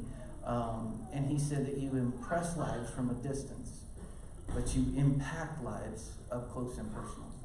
And they've lived that their entire lives, both of them together. And they've impacted us. So thank you for serving the Lord. And thank you for impacting my life and the life of Jessica and our girls. We love you. And Jessica's going to try and cry through this. I mean, not cry through this. And she's going to come up now.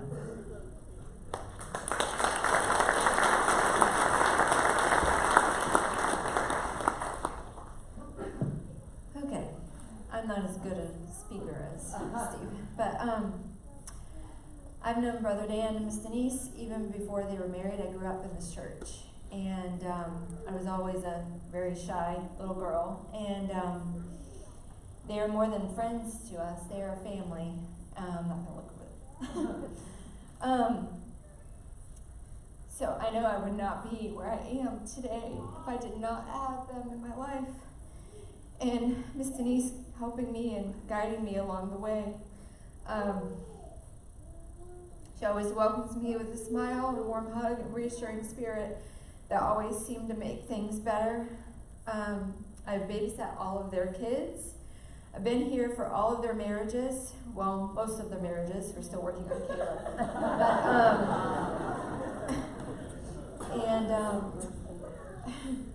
Brother Dan and Miss Denise did our premarital counseling.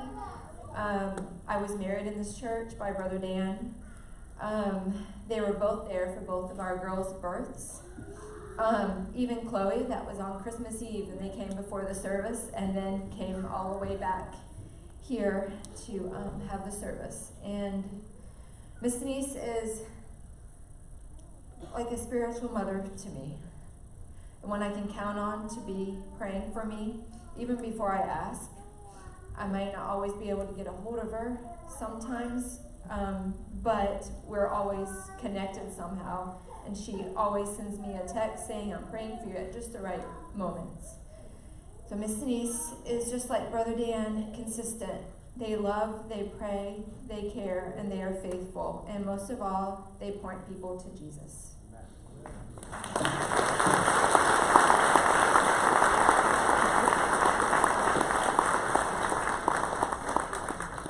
Up next, we have Lindsay D'Arienzo. Used to be Fredman back in the day, but she married Anthony. Great guy over there. So give it up for Lindsay, everyone.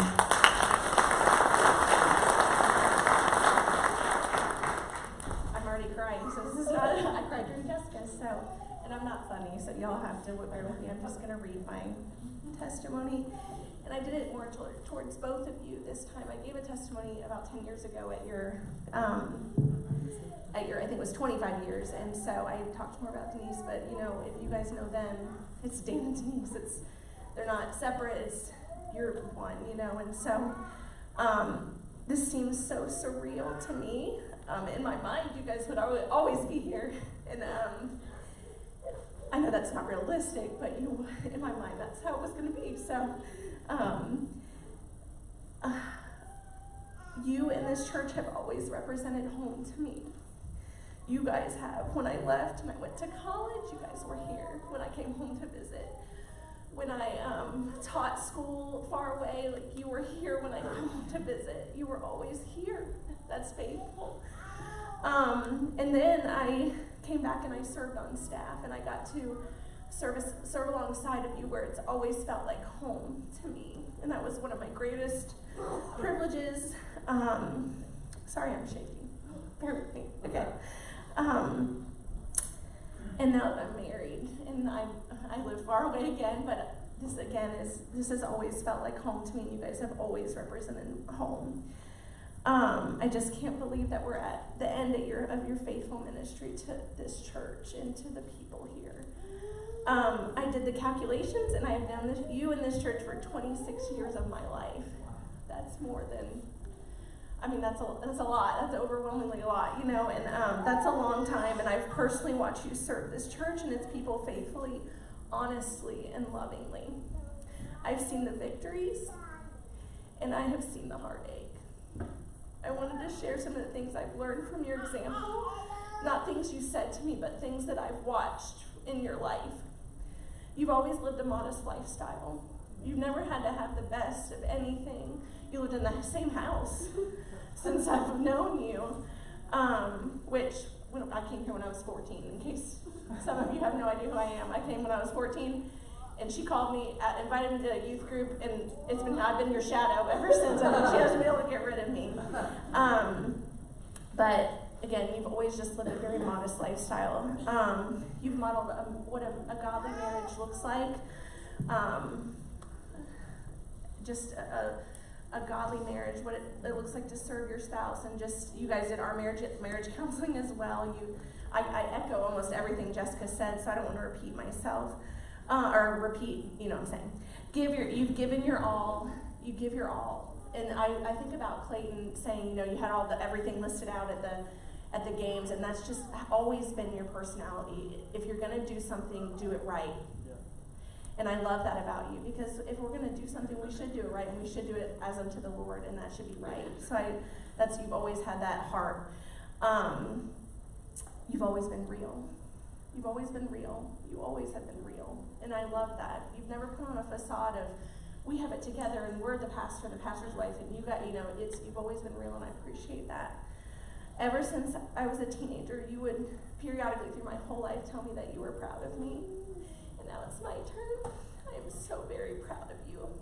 I'm proud of just the way, I should read, I should not, because it's there. Anyways, I'm so proud of you. 35 years of ministry to one church is really unheard of. What an accomplishment and cause to celebrate. I've never met a pastor or a pastor's wife like you. Never. And I've been in a lot of churches. You are truly special. And if it's okay with you, I think you'll always be my pastor, my pastor's wife, no matter where you are. And I would be remiss if I didn't say I'm proud of the boys too. Y'all have walked alongside of them all 35 years, once you were born. you have walked alongside them too, and you have loved Jesus, and you've loved people, and I'm proud of you guys too.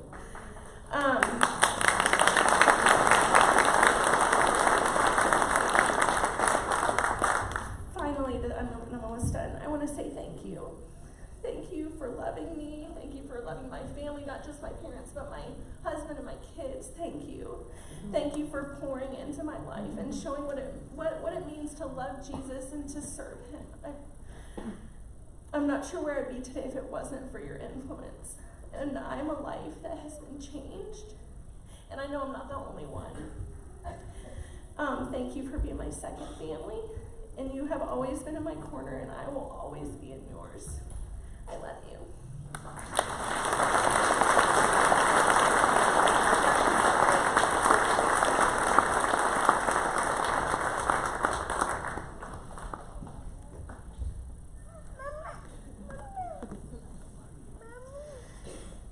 Okay. Rachel Pearson is going to come now. Used to be Rachel Hopkins, married Dan, great guy.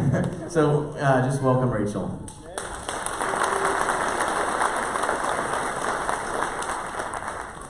So I'm crying, and I'm going to echo a lot of what they said because they were just so consistent. So I'll try not to squeak. God's done a lot in my life, and already done. So much of it has been through you. When I first heard the gospel, Pastor Dan preached it. Sorry.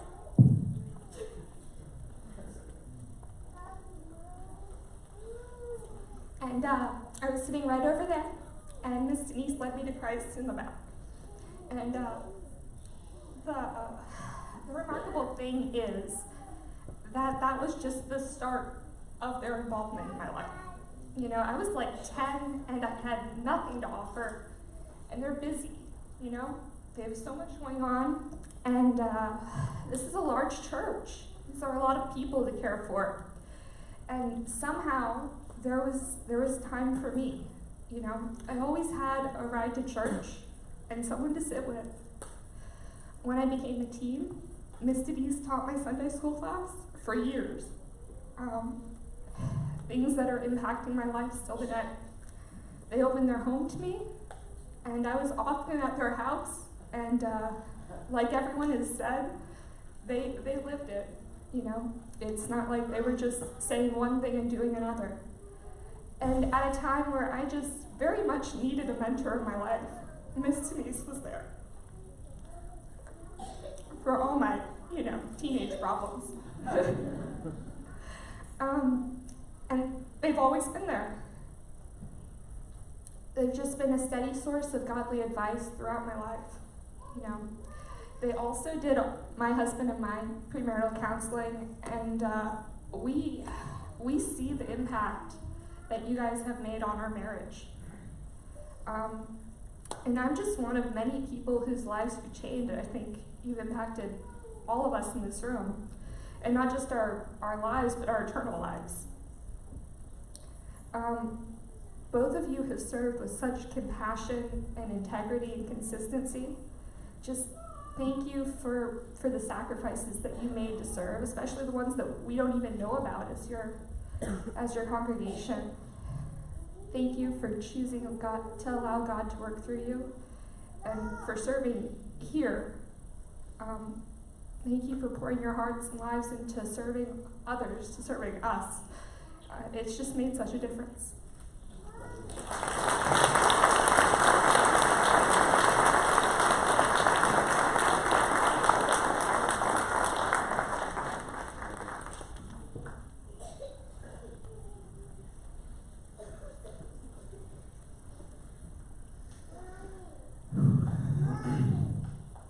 We're going to hear from a few other girls that you mentored. That'll be a little bit later in the 2010s. In the 2000s, you know, we kicked off a few other ministries under my dad's leadership, including our counseling ministry and our Bible Institute, which also included international students.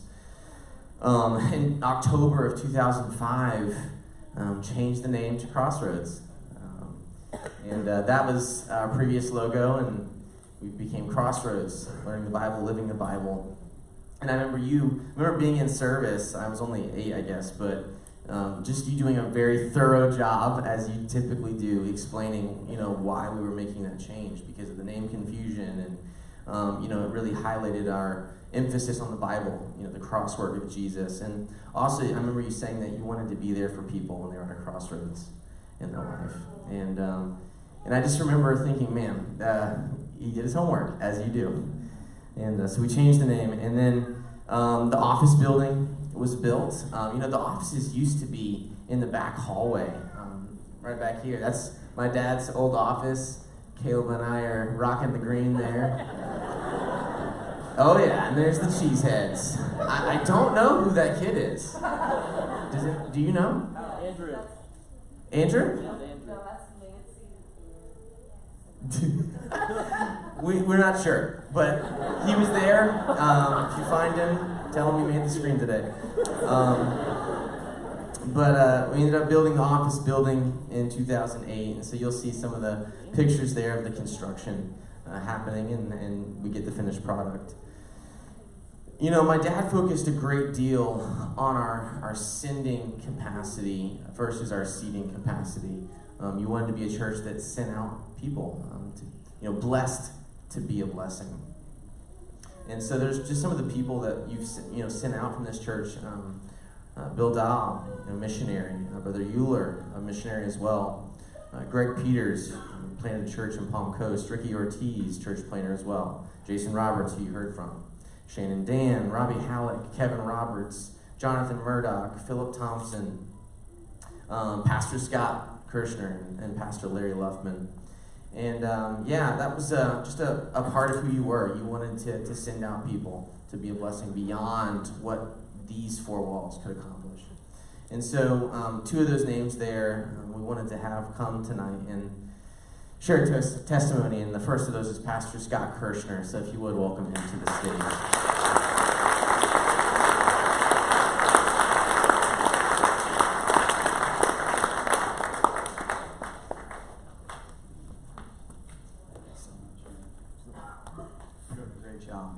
So proud of your boys, man. This is awesome. You guys must be wrung out from this. I mean, I know it's a blessing, but you know, laughter does good like a medicine. And being around Dan for very long, there's a lot of laughter. And I remember one time we went away to a trip over to visit, I think, the Roberts. Good to see you guys. And we stopped at a gas station, and Dan was playing the fool like he loves to do. And he says, "Hey, just go with it." And I come out and he's just acting like he's lost and he doesn't know where he's at. And this guy felt so sorry for him. I pull up next to him. I'm like, he'll be okay. I'm just going to get him in the car. And the guy, I roll down the window and the guy says, "You just take your medicine and you trust in God."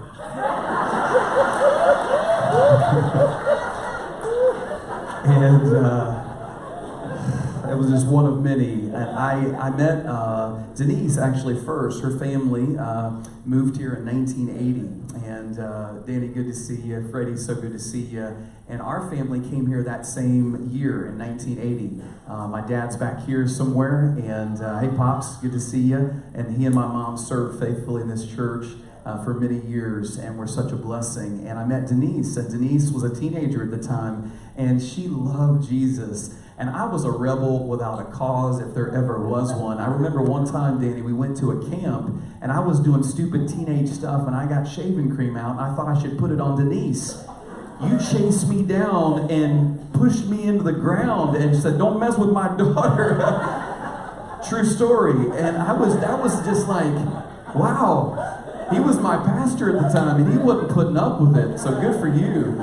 And I knew you loved the Lord, and I didn't. I was going the opposite direction. And when Dan showed up on the scene, they had been going to college together and were dating, and my mom was just desperate to find anybody who could talk some sense into her rebel son. And Dan came down, and our first conversation was him trying to help me. And I was so resistant to that. I was like, I didn't want to hear anything you had to say. I didn't want any of it. I didn't like the guy at all. And little did I know that we would become brothers. And you know, I went through some really difficult years because of my rebelliousness. And it was in those moments, those dark years, where I was a young single father, and these two really loved on me and cared for me. And Dan took me under his wing, and Dan and Denise, I mean, they just loved on me. I remember going to their apartment that they had over near Long John Silver's, and they took time, as many of you have said. They've taken time, and it just meant the world. And I remember even when I met my wife, my lovely wife who's here, I had dated around, and it's kind of hard to find somebody when you're a single dad at the age of 19. You know, you already have a daughter, and it's like, I don't know if I want all that, but I remember Denise and Dan both saying, "Boy, she's sharp. Your wife is sharp." And boy, you were so right. She is sharp, and I'm so glad that I married her. And we met in this church, and you did our wedding. I have pictures that I brought of us on the day that we got married, and that was so special. And we began serving alongside with you right here when you became the pastor, and you got 2/3 of the majority of the vote by one vote. Thanks, Jason. Man, I mean, it was just amazing. And we were ready, though. Like, if you didn't get it, we were ready to go help you plant a church, you know. And we were here with you, and we served, and I served in a full-time capacity as a volunteer, and served from 1990 until 1999, when finally I was able to come on staff. And man, that was such a blessing. And also, it was a curse, because Dan loves to play pranks.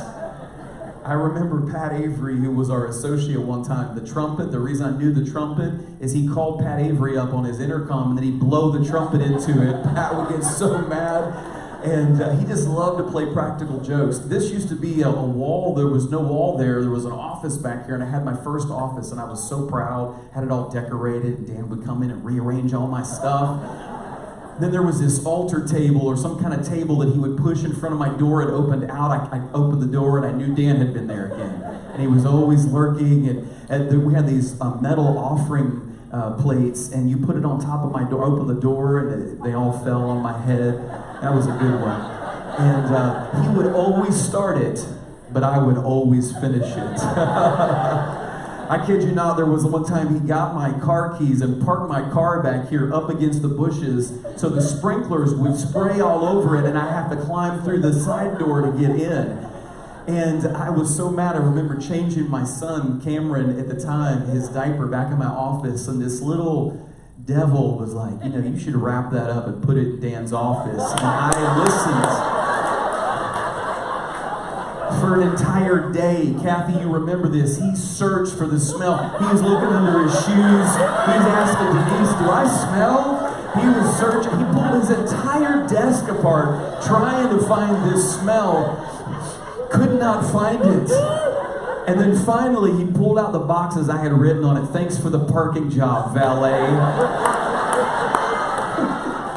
I knew he had found it. I wish I could have been there to see him tearing his office apart, but I knew he found it when it turned up in my office again. I walked in, and as soon as I opened the door, I was like, oh boy. But I mean, amazing pastor, an incredible friend. I mean, like closer than a brother, but a terrible criminal. And that's probably a good thing. You would always leave your keys at the scene of the crime. He would come in and do something and leave his keys there. And I remember I called Denise up and said, Denise, he's done it again. And I said, listen, I'm going to come to your house. Don't be alarmed if your car is missing. And I got his car and I parked it out in the middle of the field back here with the sprinklers going out in the middle of the field. And he wakes up to find it. Where's my car at? Denise said, I just can't tell you. I've been sworn to secrecy. But it was out in the field, being sprayed on by the sprinklers.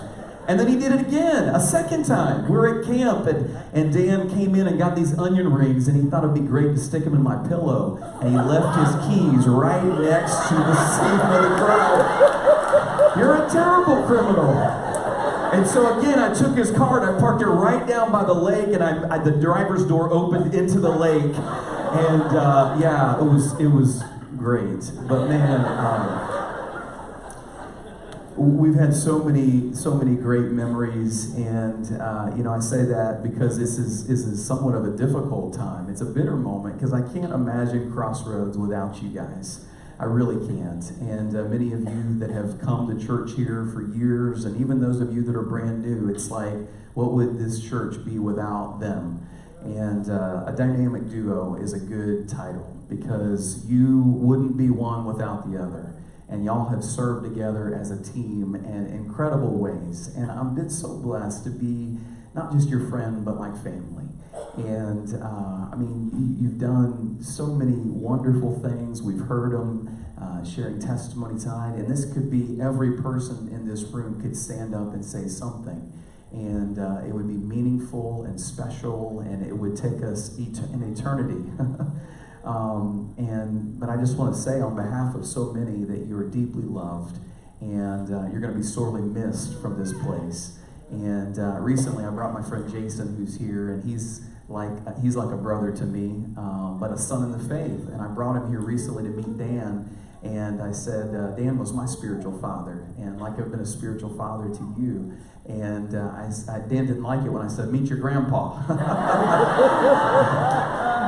But it's true. It was a true statement. And but you've impacted my life in incredible ways, and I could go on and on and on.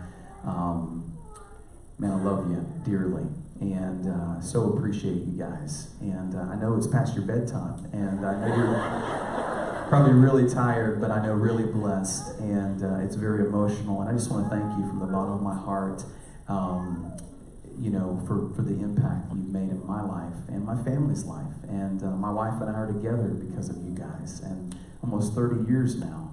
5 kids later, 2 grandkids now, and counting. And I'm just so very blessed, and I wish I had more time to just express my love and my gratitude to the both of you.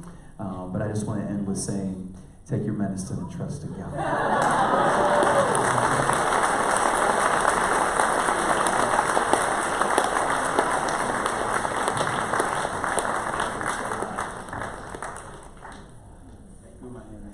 Pastor Larry Luffman, if you want to come on up. So yeah, Pastor Larry is here as well, someone else who came from our church. And so if you would just welcome Pastor Larry to the stage.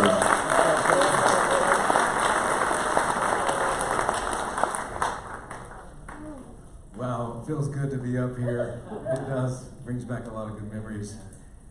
I'm usually not an emotional guy, so I'm going to try not to be, but there's just not enough time to say how much you mean to us and the impact that you've made. That's what this whole night is about, is the impact that you guys have had. I learned a lot from this guy. I didn't know that you couldn't eat chicken unless you ate it from Popeyes. And I also didn't know that when you eat the chicken, you have to wear a lot of it. You're a terrible eater. I mean, he's healthy, but when he eats, it's out of control, folks. And he's an adult who needs a bib. He does. It's amazing. And, but I also didn't know I didn't know how to make hospital visits. You know, there's just a lot of mentoring, and I wish I had a lot of time to share with you all the things, but one of the phrases that I remember, and I don't know if it's original from you, it probably isn't, but I treat it like it is, and it was this: failure is not fatal, but the failure to change may be. You remember telling me that? I have lived by that. And I've learned that failures are okay. You got to be okay to fail. And I learned to do a lot of that here under your leadership. And it's made me to be a better pastor, a better dad. I'm not a mom, but it made my wife be a better mom.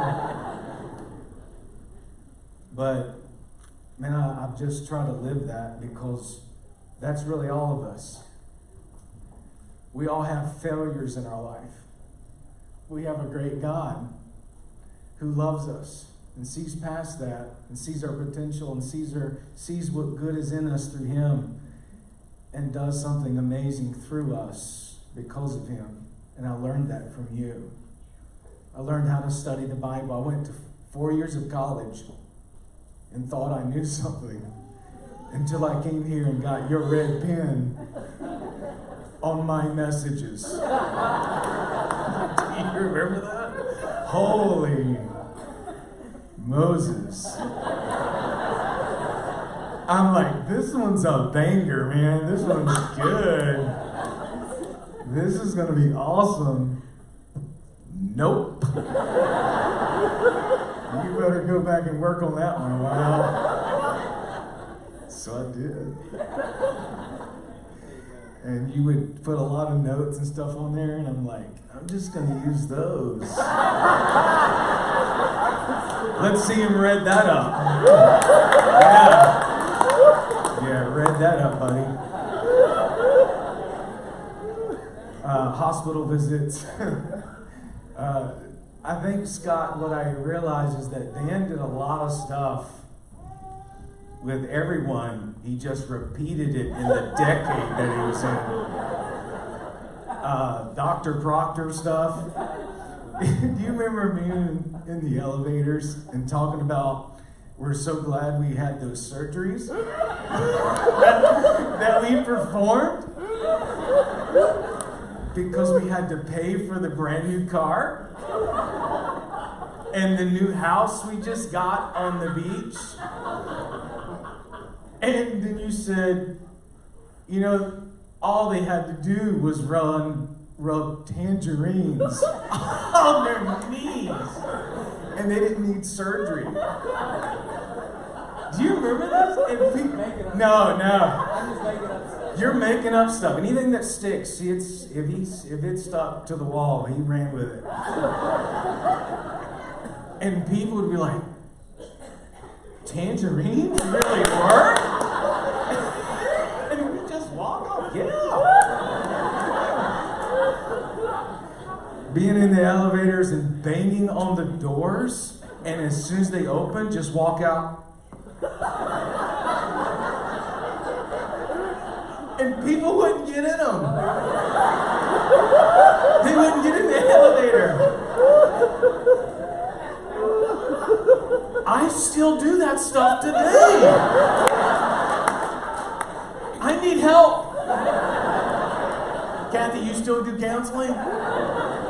This stuff I passed on to deacons. My deacons thought I had lost it when they hired me as their pastor. They're like, are you okay? I'm like, no. But I had a good mentor. You mean the world to me.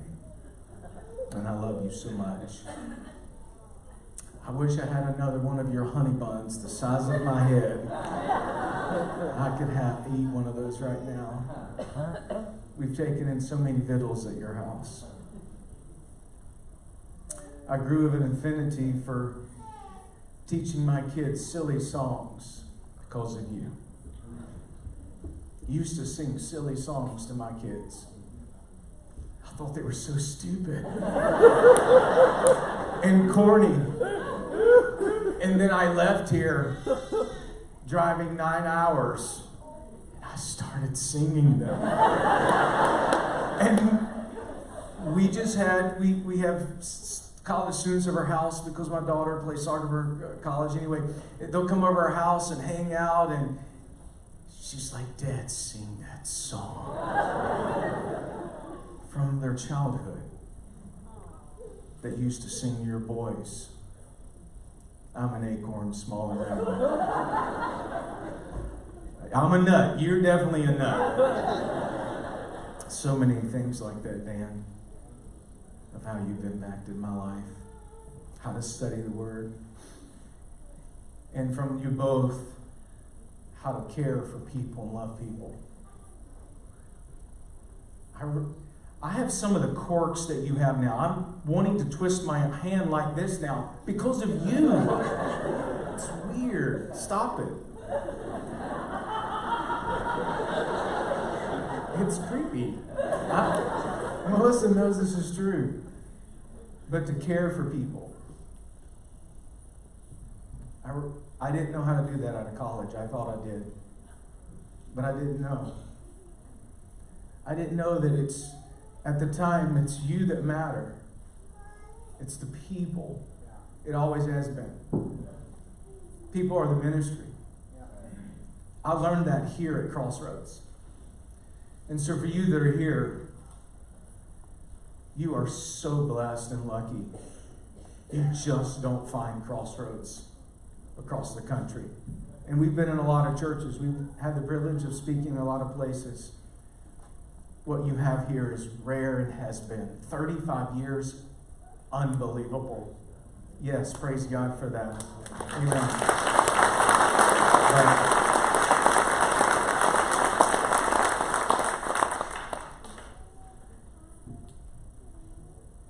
You are so loved here by this pastor and his wife. It's unbelievable. I have been loved for so many years after here because of you guys and my wife, Melissa. The phone calls, the text. I remember going off to college, and this is it. I remember my home pastor never calling me. They didn't have text back then, sorry. He never called me or checked in on me.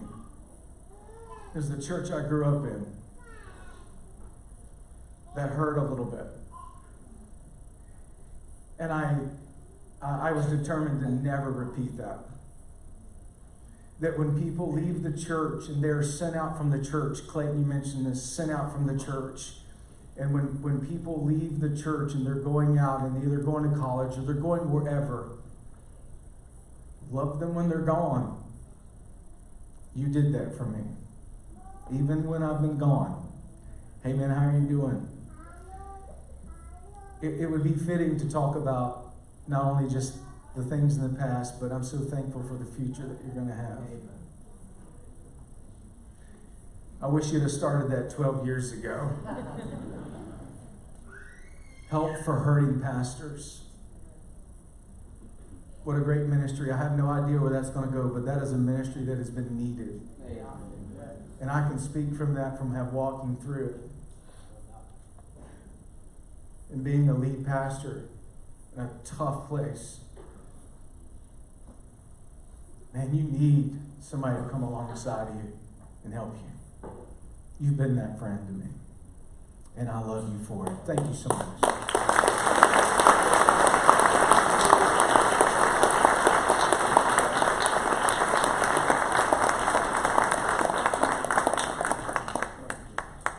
There's a few people who are out of town, but who really wanted to just participate in this service. And most of them are pastor friends who you know, Dad. And then also Deacon Scott McGuire is going to be giving a short testimony. So just watch a quick video. Here we go. Well, Dan, congratulations on an amazing ministry journey at Crossroads. Man, I'm so proud of you. I'm so thankful for you and your work in my life. I think back to those years ago, over 15 years ago now, when I first came to Daytona Beach and served with you. So thankful for your influence and your input into my life, your friendship. I love you and your family. I know God's going to continue to do great things in and through you. I love you, buddy. God bless you. Praying for you in the future. Hey, church family. This is Pastor Tommy here. I just wanted to be a part of this special service for Brother Dan. I was unable to be there for the service, so I wanted to send this video to let you know, and especially let Dan know how much of an impact you've been in my life. Man, I can go all the way back to when I first visited the church. And after the first Sunday visit, you called me that afternoon to just welcome me to the church. It was a few years later that we visited the church, became members of the church, began to serve on staff. And, you know, I look at certain people in my life and, you know, Dan, you are what I would consider my spiritual Paul. I would be your Timothy. You guided me, directed me, helped me to surrender to full-time ministry. I'm serving the Lord full-time today because I think the influence that you had in my life was tremendous, and I'm so grateful for that. I hope that on this special day that you are truly honored for the impact that you have in my life and the lives of many, many, many others. Have a wonderful day, and I love you, brother. Dan, Colette and I wish we could be there to celebrate your special day. You know, 3 months ago we moved across the state to Wesley Chapel, but Crossroads will always be our church home. It's hard to believe it's been 17 years since you led me to the Lord in your office, even though I've been going to church my entire life. You, Denise, and your whole family mean so much to us. You know, we loved watching your boys grow up and turn into such fine young men. All of you have impacted the lives of our whole family. Dan, we've missed seeing you every Sunday and learning from the Bible. No one can preach a message and then apply it to our lives like you can. You opened our eyes to God's Word and showed us how to read the Bible and to rightly divide it. And finally, the Bible made sense to us. You and Denise have helped us through so many events in our lives, some really great things and some really difficult things as well. Anyone who gets to know you sees your kindness and your love for people that you have in your hearts. You always find a way to share Jesus' love with people, and in return, people really feel your concern and gravitate to it. Yeah, you should both be so proud of the work you did at Crossroads, and we know that you're going to continue to do great things as you start this new chapter in your life. We love you, and we just will continue to pray for you. I have many great memories of serving the Lord at Crossroads going back 25 years now.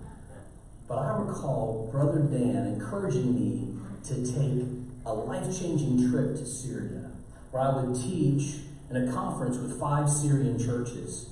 This was just 3 weeks before the tragic events of September 11th. But God would use this trip to open my heart and to open doors of opportunity to serve the peoples of the Middle East, where our family has lived now 15 years. So, Brother Dan, thank you for your faithfulness through the years, and may God richly bless you as you continue to serve him in the days to come. Rabbi Berkek or Rabbi Salak.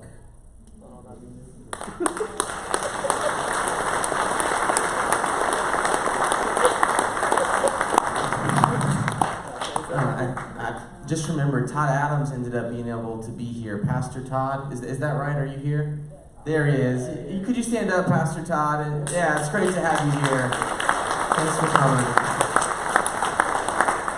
Wasn't sure if he'd be able to make it, but he was, so thank you. And also you saw Scott and Colette, and they wanted me to let y'all know she has cancer. Yeah, she's had it in the past and it's come back. They just really wanted me to say that so that you could be praying for her. So please lift up the McGuire family. Many of you know Cameron, who gave his testimony last year, who has FOP. But yeah, they've been through it. So lift him up, if you would. I know we are running really late, but as has been said, this only happens once every 35 years. So if you could just, bear with us. We're getting into the last decade in just a second, and the food will stay warm, I promise. The Ritter's is in a freezer, so. But I just wanted to close up this decade with a personal testimony. There's some pictures that I wanted to show. I mentioned earlier that you coached our sports teams. For a while he didn't want to coach teams. You see the pictures on there, but because he was so committed to pastoring. Could you stay on that one there for a second, Ken? That was the very first year that you coached. They didn't have enough coaches, and go to the one right next. That one, Ken. Thank you. And they didn't have enough coaches, and they were like, my mom's like, Dad, I think you should go coach. And Dan, I can. I got Wednesday night church. And she goes, work around your schedule. And so Dad goes up, and sure enough, they're like, yeah, we'll make sure you don't have any Wednesday night games. And so Dad, he got the clipboard out, and this is just a side note. This is going to be me bragging, but he coached, 6 years, and 53 wins, 2 losses, and 1 tie, or 2 ties. Crazy, okay? Everyone else hated him because you took first place every year. And that wasn't because me and Caleb were on the team, because we weren't very good. It's just because he's an amazing coach, and he excelled as a coach. But that also speaks just to the interest that he took in our lives. Like Clint already said, we'd be out throwing football in the street, playing kickball, playing hot box, or what was that? Was that called hot box? And we played all kinds of. We did everything together, and you spent time with us. That's how you showed love. And but there's one story that I just wanted to mention, and it's really special to me, and I don't even remember the details especially, but you had done something wrong, I guess.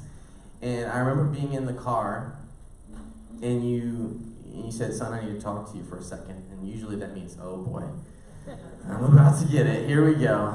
But no, it wasn't that type of a conversation. You said, son, when I did that, like whatever it was, and I said, yeah. He goes, I was wrong, and I'm sorry, and I apologize for that. And I don't remember how old I was. I don't remember what he did. All I do remember is that he apologized. And there's not many dads, I think, who would do that. But that's my dad. He's a humble leader. He always has been. That's how I know him. A lot of people, when they get power, it goes to their head.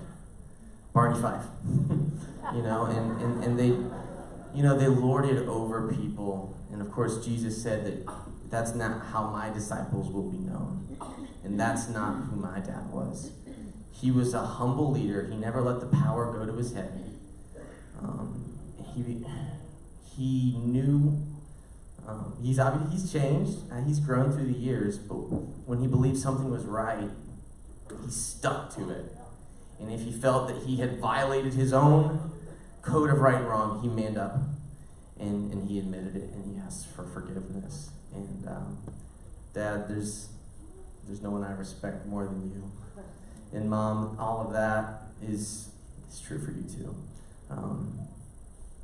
I just love you both so much, and it's gonna be weird not having you here. But you're here. I love you.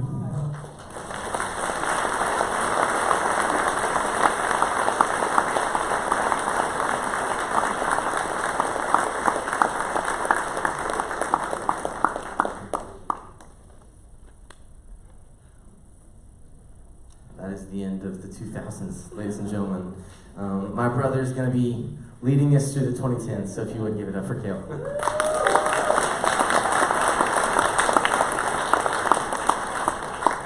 Hey everybody, I'm sure some of you guys are like, when is this going to end? I'll try to be quick. Like Clayton said though, it's been 35 years of you serving here, so I think 3 hours is worth it. But I'm going to share a little bit at the end, but we're going to keep going through the timeline. So there's going to be a picture coming up from back in 2010. We had our first Bible Institute graduation. As you see there, we had 11 graduates. It was a 3-year course to go through this, and this was my dad's idea to do this Bible Institute, and he was very hands-on with it. And so that happened in 2010. If you want to go to the next picture, in 2011, we started breaking ground on our new life building, is what we called it, which is the gymnasium we have over there. And so that started breaking ground in 2011, and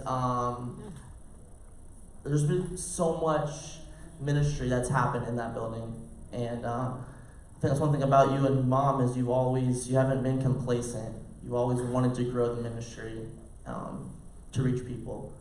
And this was one of your ideas to build this building, to help out with the youth and just help reach people. And with this building, we were able to have a lot of small groups that met. I'm sure some of you guys meet in those classrooms still with small groups, that we wouldn't have been able to start those groups without this building. And I want to bring up someone that's been ministered to by the small groups, and that's Jesse Silvis. I know Dad and Mom, you both love Jesse. I love Jesse, and a great guy. And he said, he told me before, he said, make sure you say a lot of good things before you have him come up on stage. So I got you, man. I'm going to get some music for you, everything, some fog, But Jesse, this is all I got, man. Come on up wherever you're at and come speak.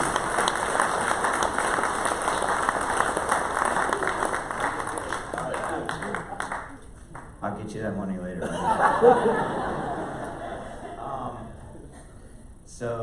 I did want to clarify a couple things that's gone on so far. First, Kathy called Clayton the calm one, right? I don't know where Clayton's at, but okay. The shy one? Yeah. Oh, you were the calm one. Okay, shy one still doesn't work. If you have volunteered in a skit that they have orchestrated or directed, and especially with Clayton directing it and Caleb in it, you learn real quick. That was a wake-up call for me. I was like, whoa, yeah, they're brothers, because that was intense. I don't know how awkward everybody else felt, but I was like, okay, I've got 2 brothers of my own, so I get it, but man, it was a wake-up call, because I never knew that was going to happen. Second, the other thing before I get started, man, Caleb, you've been getting ragged on a little bit tonight, huh? I just want to say, I love you, buddy, especially after the introduction. You're all good in my book. But in all seriousness, you guys have meant the world to my family. All right, listen. I asked my wife to give me tissues before. She saved the church a budget because she got me one tissue.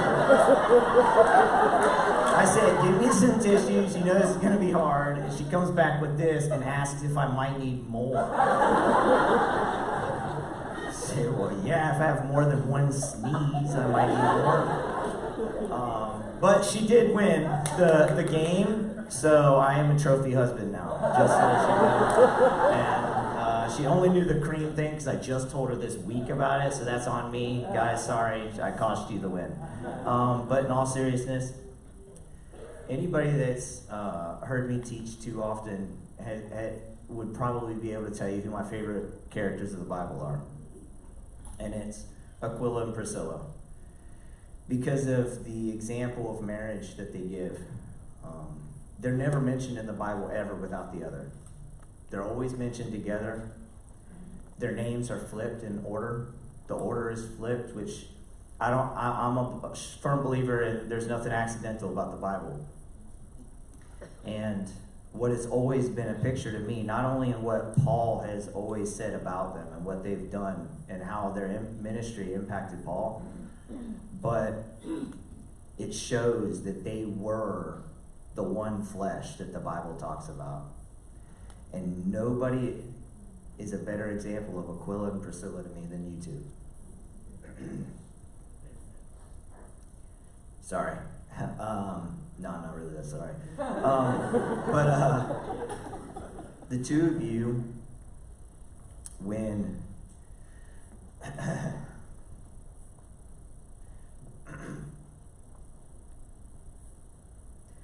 when we went through, me and my wife, we were trying to have a third child and had grand plans as to how that was going to play out. Didn't want to tell anybody. Once we got pregnant, we were like, no, we got this whole plan. We're going to have this big party. We're going to show everybody all at once. Not only are we pregnant, surprise, but we also what the gender was and had all these plans. And because no one knew, that made it even more difficult when we had a miscarriage.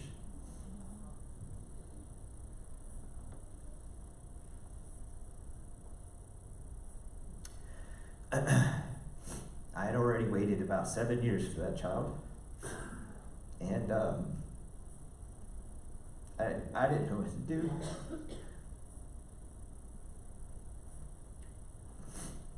I called you up, driving home alone. We had taken separate cars, so we had to drive home alone. And it was a Wednesday, a busy Wednesday for you. You had just taught a class. And all I said to you, you had no idea. You didn't know we were pregnant, no one did. I just said, I need to talk to you. And in your busy schedule, you said, okay, is it important right now? I said, right now, if you can, please. You said, yeah, come to my office. I came to your office. Denise, you were out delivering cookies or visiting guests, new visitors from the previous week. And I told you what happened. You immediately stopped me. You called Denise. And Denise detoured to come to your office, gave me a hug, told me she was going to take our girls for as long as we needed, because we needed to be together.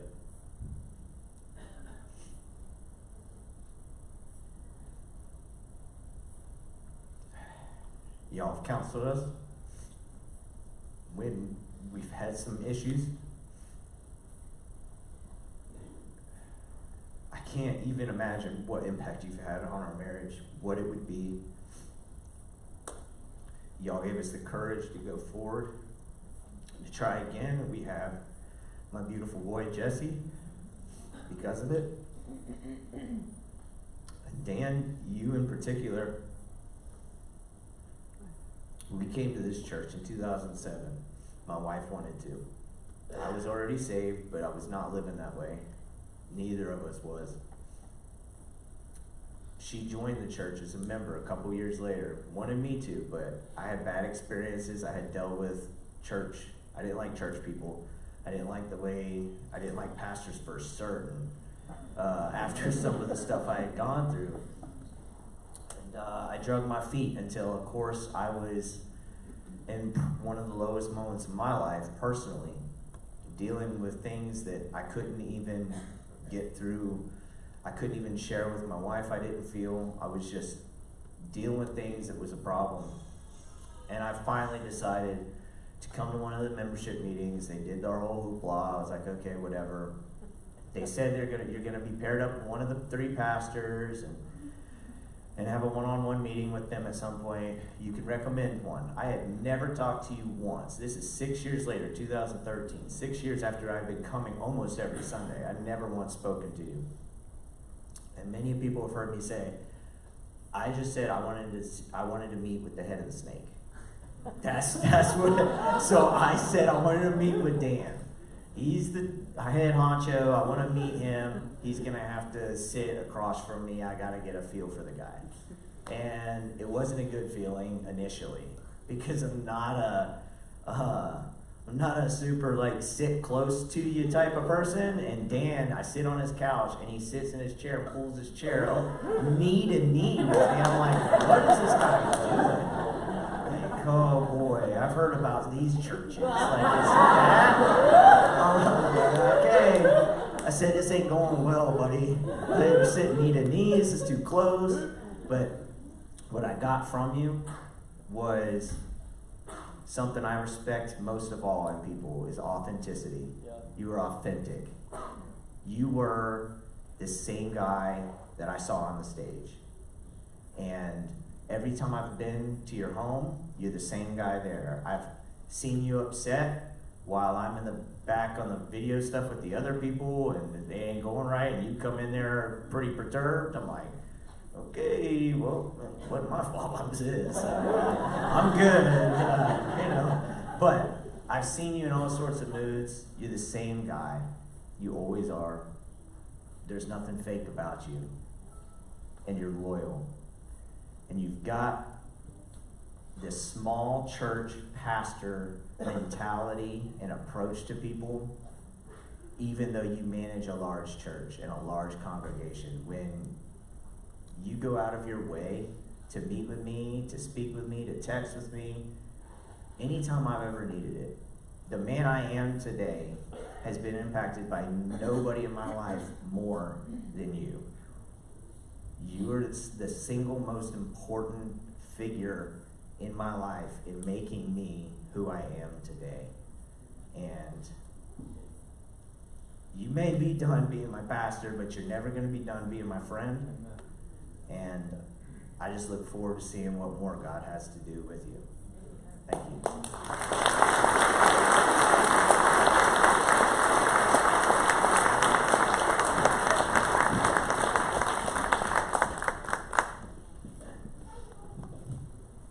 That was really good, Jesse. I know this is about you guys, but I just wanted to talk about Jesse just for a second. It just hit me while he was talking. Jesse, I just wanted to say thank you to you, man. Like, you are an authentic person, and it's hard to find in church sometimes, but you're a real one. And I want you to I want to say thank you for all of you that still come to this church. I want you to know that if you ever need anybody, Jesse he's there for you. I mean that. There's been times in my life where I was struggling, and Jesse came to me and sat me down, and that means more to me than you'll ever know, Jesse.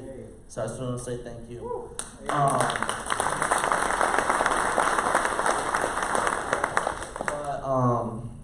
Going back into the timeline, I left off in 2012. Clint was leading the children's ministry for quite a few many years, and there was someone helped you out, which was Adam. I know you're close with Adam. We're all close with Adam. I know Dad, he's like a second son to you. And at this time, I wanted to have Adam come on up and just share a little bit for you.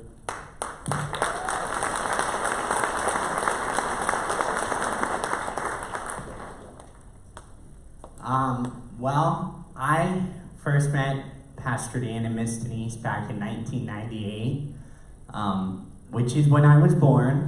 So I've known them my entire life, and I'm so thankful for that.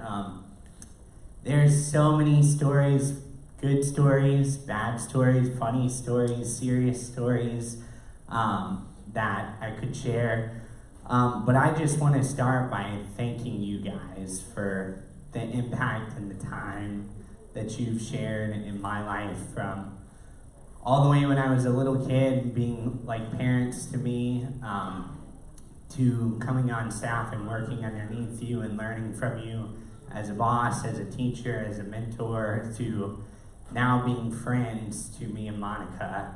And it's just something that has changed my life completely, and I'll forever be thankful for that. And I just want to say, I'm going to talk about you, Pastor Dan, in a second, but Miss Denise is one of the most kind-hearted, loving women that I've ever met. And I remember one time, this is not a story that I probably should share, but I'm going to share it anyways. But I was sleeping over at their house, and me and Caleb were, he's laughing already, we were probably like, I don't know, 10, 11, maybe, who knows. But we were wrestling under the covers in his bedroom. And I think Pastor Dan came in, and of course they're like, what the heck are these two kids doing in here? And so after that, the next thing I remember, I've never been scared of Miss Denise in my life, but she brought a chair into the bedroom and sat down and just, until we fell asleep, she watched us. And I was like, man, I know she's loving, but I'll never forget that time. It was really comical. And for some reason, that memory just sticks out in my head. But I say that to say, even in that time, she was still loving and caring about us and wanting us to do the right thing. And I've never seen her complain about serving, complain about people, just always something good to say. And so thank you for that. And Pastor Dan has been like I said, like a father to me from the time I was a little kid. And I think the teaching that I've learned from him on Sundays has been tremendous, but for me as a person that's been able to grow up in the church under his teaching, I've learned so much more from you outside of here, outside of this stage, on the baseball field, and car rides, going on vacation with you guys, just having fun together, seeing you as a person, as a father, how to act as a man that loves his family, that loves God, and you've taught me that through the years. And I just, man, I mean, my life would, who even knows where it would be without you guys. And I know a lot of people can say that, so I'm honored that I get the opportunity to just thank you guys in front of everyone for all that you've done for me. And I'm excited, super excited to see what you guys are gonna do next, because I know all the help that you've given to me through the years.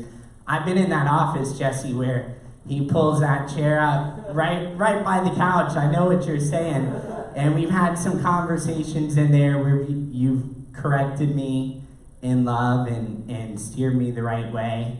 And just when I think a lot of times I've had just negative thoughts towards myself, or people have said negative things about me, you've always been there to encourage me and tell me, hey, you're going somewhere, you're gonna do this, you're gonna do that. And I never would have gone to college if not for you, and you were there when I graduated. And you guys have been there through, I mean, every memory of my life. You guys are a part of it. And I look forward to continuing our friendship now as this new chapter begins. So thank you guys.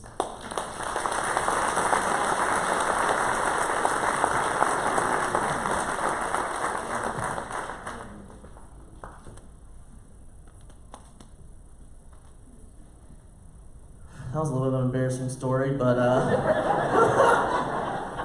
was funny.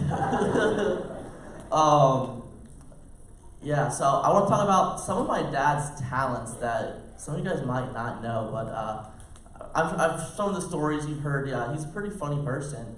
I know on Sundays you guys probably see a more serious side of him, but outside of these walls, he is hilarious. He's funny on stage sometimes too, let's be honest.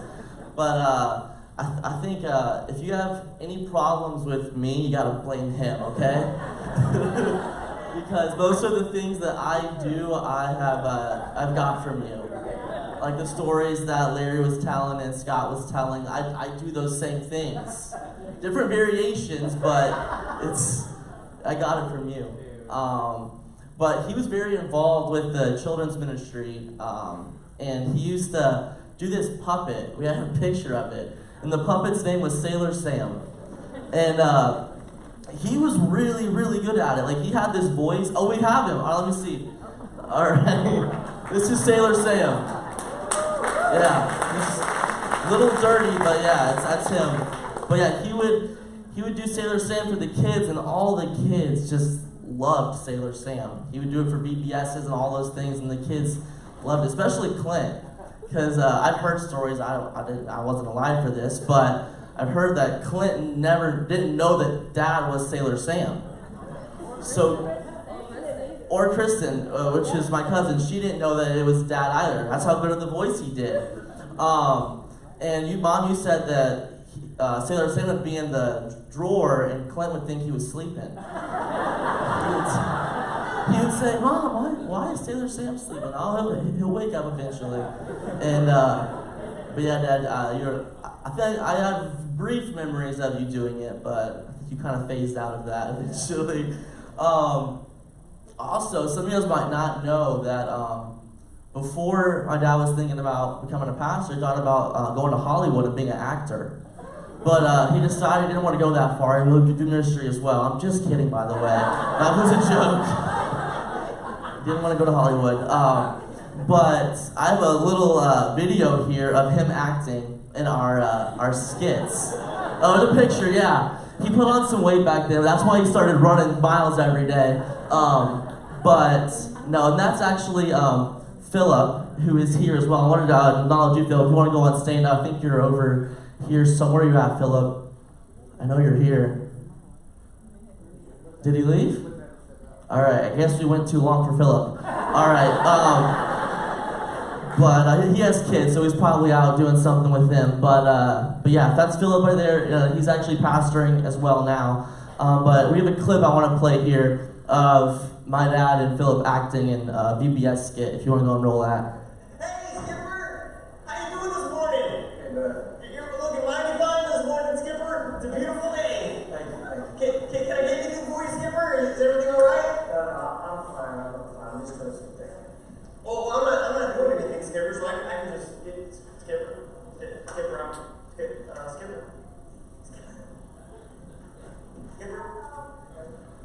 Skipper. Stop! You don't get what you want. Skipper, I just wondered if you needed anything, because I'm not doing anything, and I'm kind of bored right now. I can just get you anything if you want. I'm thirsty, if you must know. You're thirsty? Okay, I'll get you started here. How about coconut juice? You like coconut juice? Coconut juice is pretty good.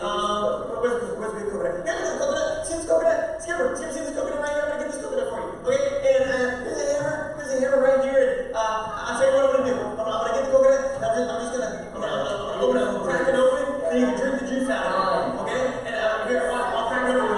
Watch this. Ready?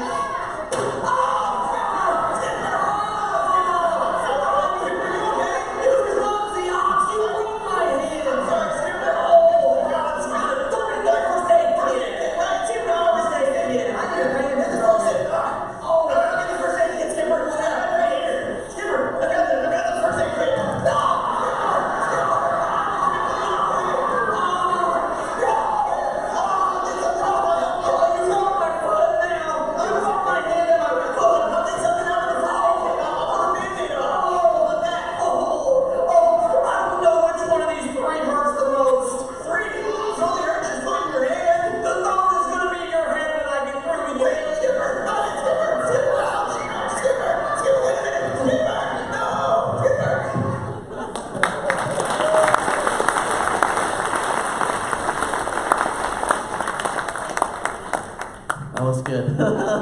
You were pretty funny, Dad. Okay, Philip Texas said he's still here. He didn't bounce. But yeah, and then if we're going to move on to 2015, a pretty important event happened, and that was your first grandchild. Landon, come on, stand up, buddy. Let everyone see you. Guys, this is Landon. Woo! He's coming up the stage. But yeah, this is Landon. He's their first grandchild. Connor, you want to come up too? No, Connor doesn't want to come up. But go give him a hug, Landon. But yeah, that happened in 2015, and also in 2015, we celebrated 50 years of Crossroads, 50 anniversary. Of course, it wasn't always called Crossroads like we talked about, but yeah, 50 years. And then in 2017, something tragic happened. We got rid of the chandeliers in here. Some people were irate about that, and I was like, I don't know. I mean, yeah, all right. And the pink carpet was gone too. I think we had a picture of the remodel. Yeah, I'm sure a lot of you guys really missed the pink carpet. But yeah, so there's the remodel happening. I think we also have a video as well. Oh, there's a video. Oh, Clayton, looking good, man. This is gonna be like this. Hi guys.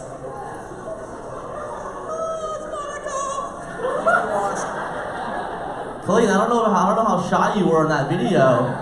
I think he's in the back, but yeah, that was the remodel happening, and then 2018 was something special. It was a beach baptism that we had.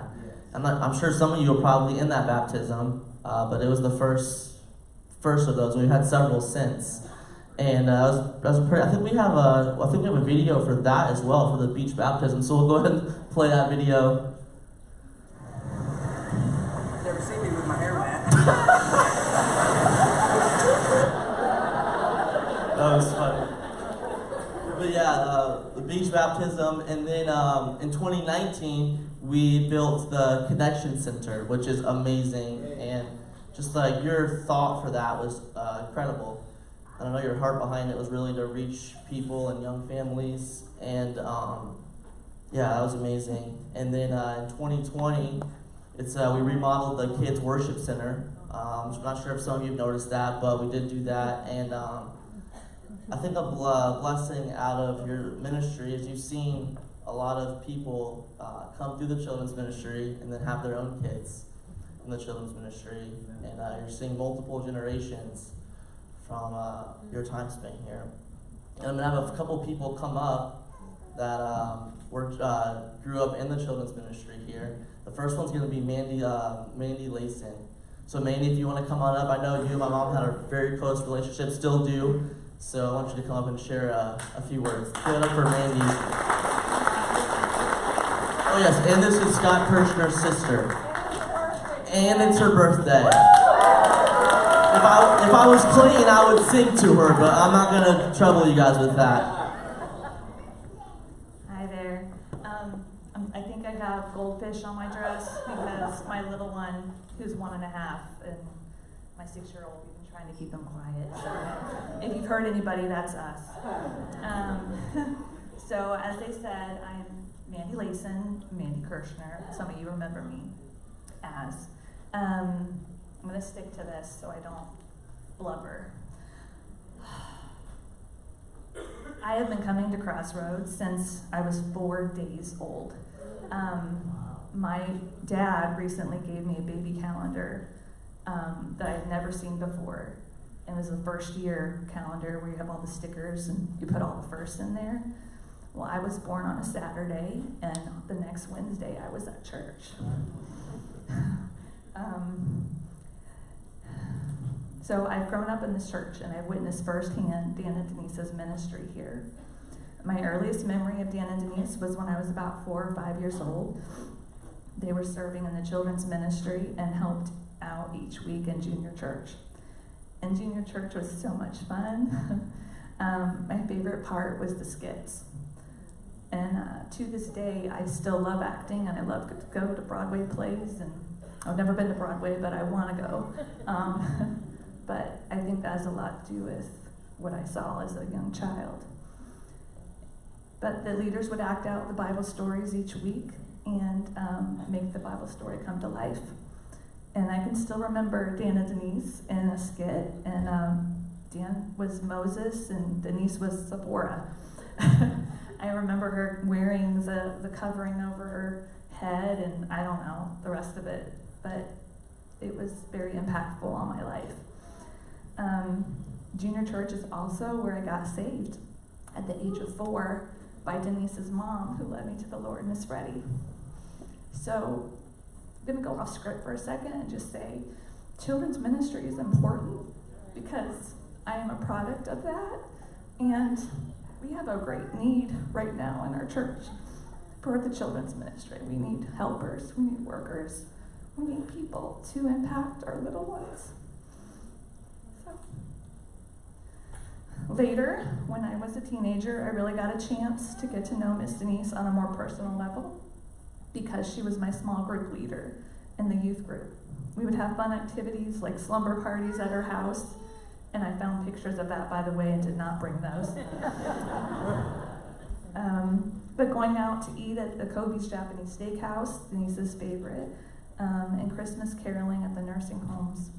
But more importantly than those activities was the godly values and principles from God's Word that she instilled in us. Miss Denise just didn't tell us what these principles were, she lived them out in her life. She helped us navigate those rough waters of being a teenager. She was and still is a godly example and a true Proverbs 31 woman. Brother Dan, I know mostly through Denise. As everyone has said, can't have one without the other. But I've sat under his preaching my entire life, mostly. And one thing I've always admired and appreciated about Brother Dan is that he has always preached the Bible. Not just what was popular. He has taught the truth and has always done it with the spirit of love. If I had to sum up Dan and Denise's 35 years of ministry in just one word, it would be faithfulness. The definition of faithfulness is the fact or quality of being true to one's word or commitments, being dedicated and steadfast in performing one's duty. That's Dan and Denise. They are the epitome of good and faithful servants. They have been dedicated to this church. They have been steadfast in getting the gospel message to our community. And now they go forth with this very much needed ministry of helping young pastors. While we're going to miss them dearly, we know that God is going to do a great and mighty work through them. I love you both, and God bless you.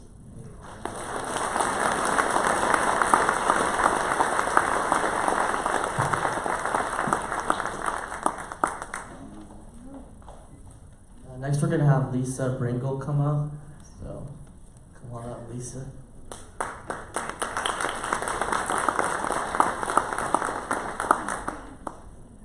Where do I begin? So, it all started, Miss Denise has known me ever since I was a big brown-eyed, hair stuck straight up little baby. And we always prayed that I'd have a little girl like that too, but that didn't happen. I was a boy mom, so. I remember you guys getting married, you in your fluffy dress and your fluffy hair, and Pastor Dan just beaming. And then me, I too remember the skits growing up. And those were always so much fun. One that stuck out, and I just told you the other week, that stuck out in my memory. You guys were playing, I think, like Abraham and Sarah or something. Put baby powder in your hair. All I remember is like you going by, and then powder just flowing everywhere. Let's see, what else? Yeah, so I remember the Little Girls Club. I don't know if you remember. The Little Girls Club that we had. You taught us how to sit like a lady, always, ankles crossed, no knees. And just little things like that, is things that stuck in my mind. And then teenager years came. We had fun through that. And then later teenage years into adult, I had some correcting from the both of you, and I might have been a little bit mad towards the both of you at one point, but that's okay because I didn't know what God's true plan for me. And a few years later is when I met Bruce, my husband, and you were able to marry us. You guys were there when both of my kids were born. And I'm just glad that they've been able to grow up here and be under your leadership. And you really spoke to my heart. I'm going to miss my little sideline smile. And I just wish you guys luck and God's blessing.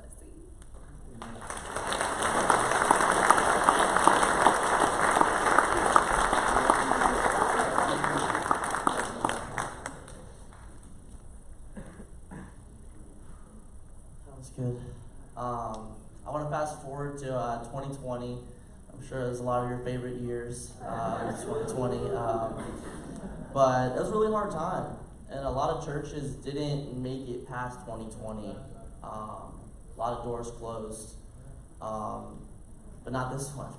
Not these doors. And you and Mom and the whole team here, you kept the ministry going. You didn't stop. You preached from home for many Sundays, and then came back and kept going stronger than before. And that's hard to do. It says, a little statistic here, it has recovered 80% of its pre-COVID attendance, which is unheard of. And when combined with online attendance, it surpasses pre-COVID numbers, which is crazy. It's insane. Children's ministry here has thrived post-COVID. I know, Mom, you've been super hands-on with the children's ministry. Hadn't done that in a long time, and then you got back into it, and I know you've impacted a lot of lives doing that. And with the children's ministry, I want to bring up a couple people that serve and help lead the children's ministry this day, which is Ethan and Bree Bullock.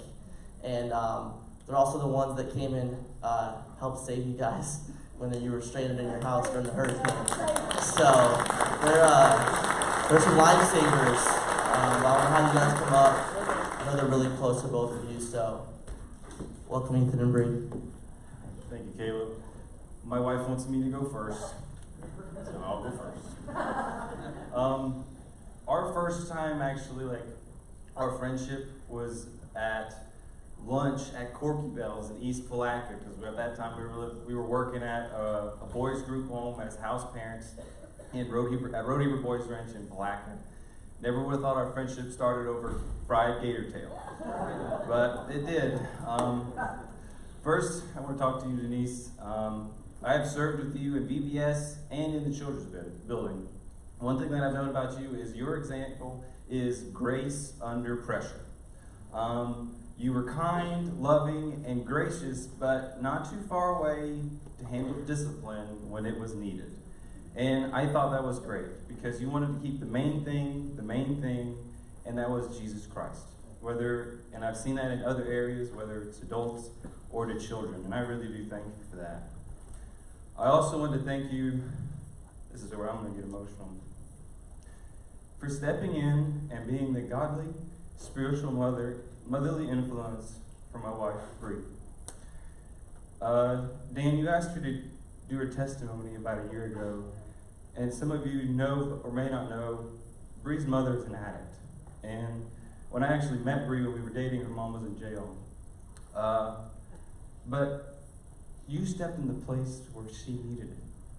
And because of your influence, I've seen my wife grow in the time that we've been together.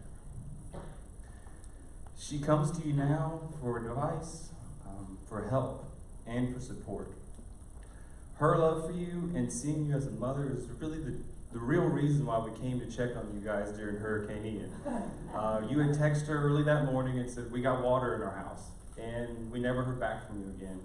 And we got like a trail in our house where my wife was pacing and was concerned about you guys. And knew that you guys were hurting. We didn't know you were there, Miss Freddie, until we got there.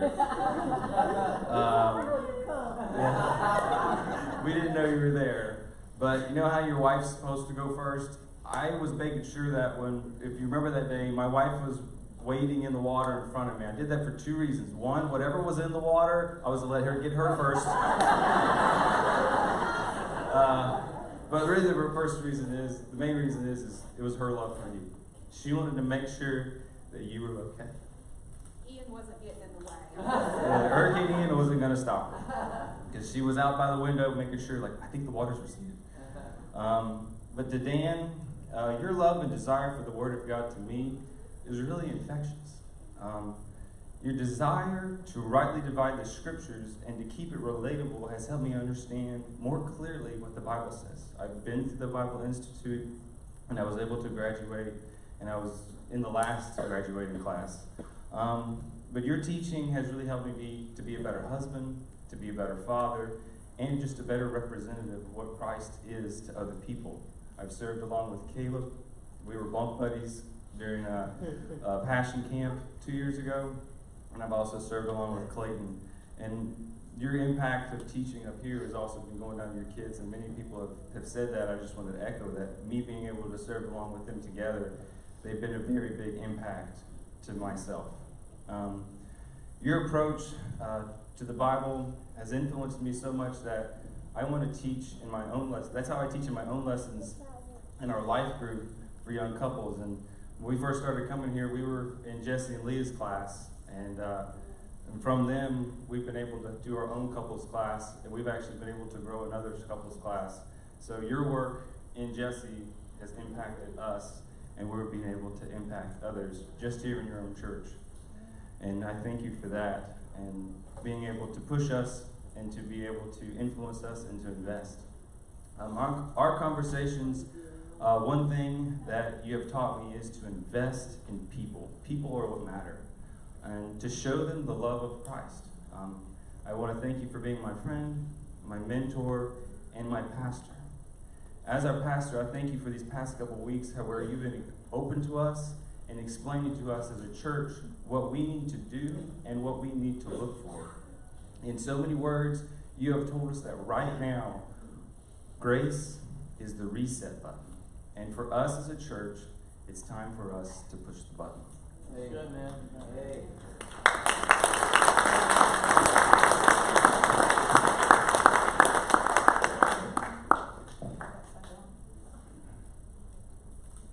I'm going to do Pastor Dan first, because if I start with Denise, I'm going to squall, and then I won't finish. So, Pastor Dan, I can't begin to explain the impact that you've had on Ethan. You have been a big influence on how Ethan teaches, and it's something that I have so admired about Ethan. Ethan has always had a heart to go wherever God wanted him, but we just didn't know quite where it would be, or what direction that we would take.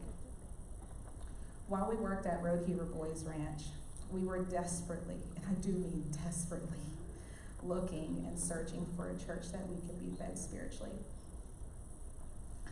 Ethan's parents came down. This was right after our son was born, EJ, so in 2015. Ethan's parents came down and said that they had found a dispensational church and they were just going to try it out. Now, Mr. Nathan, Ethan's dad, is very particular about churches. So when he was coming to check out Crossroads, he was checkboxing things. Does it have this? Does it have this? Is the pastor saying this right? Is he quoting Dan properly? I mean, is he quoting Paul properly? Like, that's what Nathan would do. So they came back to us, and they said, you guys have to go. I have never been to a church of this magnitude that preaches dispensationally. I have never met a pastor that not just preaches dispensationally, but he makes it practical. So the very next break we had 4 days, 6 to 7 days out of a month, maybe every 2 month period, from being away from 10 boys between the ages of 11 and 13, 24 hours a day, 7 days a week. So we took our 2 days on our weekend, and we drove. If anybody has ever been to Palatka, it's an hour and a half one way. So we drove an hour and a half one way to hear this great pastor. And Ethan adored you immediately. So for 3 years,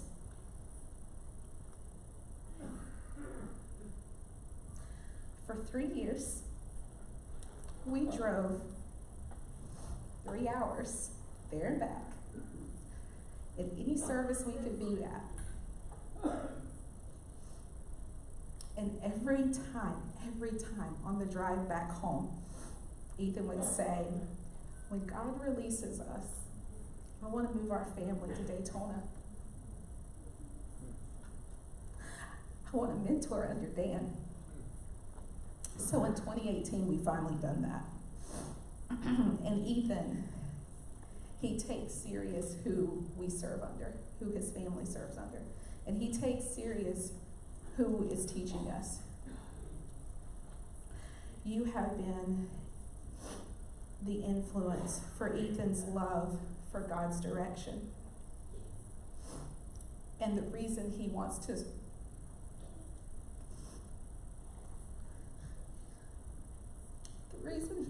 surrender to the ministry now.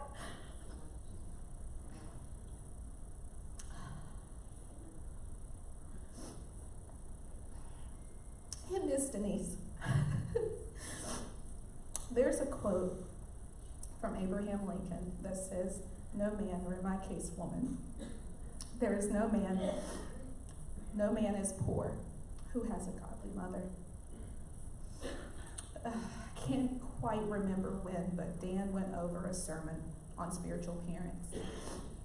And since then, I've always seen you as a spiritual mother to me. You have cheered me on, you've defended me, you've corrected me, and there has been a time or two that you would even get offended for me. And I no kidding, guys, I've had to say, "No, Miss Denise, I'll talk to him, don't worry about it." Thank you for always pointing me to Christ. Thank you for finding value in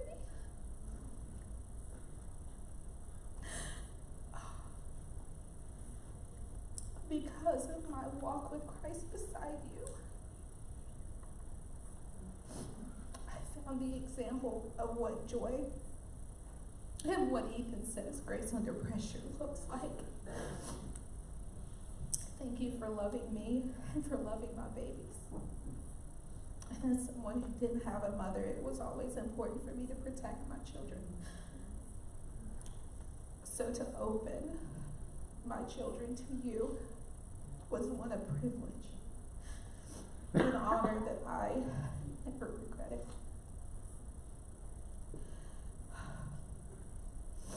I've been able to share in the same joy with other women in my life because of your influence over me. You taught me to be bold, even when other people didn't agree, and be strong without being apologetic for it. Ethan and I love you both dearly, and we thank you for your investment over our family and the investments in the future to come. And we're so excited, as sad as it is that we won't see you on a daily basis. We're so excited to see where God is taking you and the need that's out there, because my husband will probably be on that website soon. Thank you guys so much, and we love you dearly.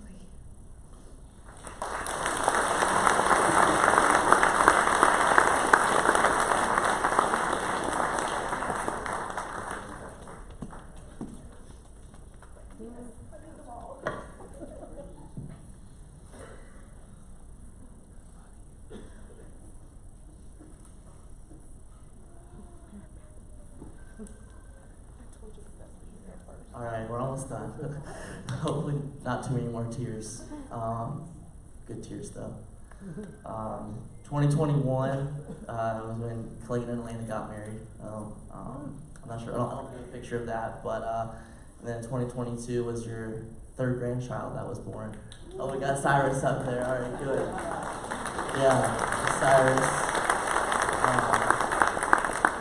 But yeah, that's pretty much a lot of stuff. A lot of stuff over some different decades. And now I just want to talk to you guys. I'm not really good at reading scripts, as you probably know from acting and things, especially Walk to Bethlehem. I'm just coming to you right now. This is how I do. But he'd always get on to me because I would never look. The script was a suggestion to me. He says I'm that way with rules too, but he's probably right. But yeah, the script was always a suggestion, and I think I probably got that from you. I wanted them to find a video to pull up of you acting in Walk Through Bethlehem, but I'm not sure if any of you remember this, but there was one time he came in just acting like a nut, and all like probably 10 Roman soldiers got him and carried him out of Walk Through Bethlehem while he's flinging his arms and screaming like a maniac. I doubt any of the guests, if you would have said, hey, that's our pastor, they probably wouldn't have believed you if you would have told him that. But no, just to just kind of get serious for a second, you guys know how I feel about you, and I tell you all the time about how much I love you, and I didn't write anything down because I wanted to speak from my heart, because there's so many things I could say. I could go on and on. A couple things I wanted to bring up was just, you know, a lot of times you see pastors and church leaders that are very hypocritical. They get up here and they preach one thing, and then they go home and they live something completely different. That wasn't the case with you. You were the same person whether you were here on Sunday or here at home. We didn't always see eye to eye, but I respected you because you kept it real. Whatever you said up here, you lived.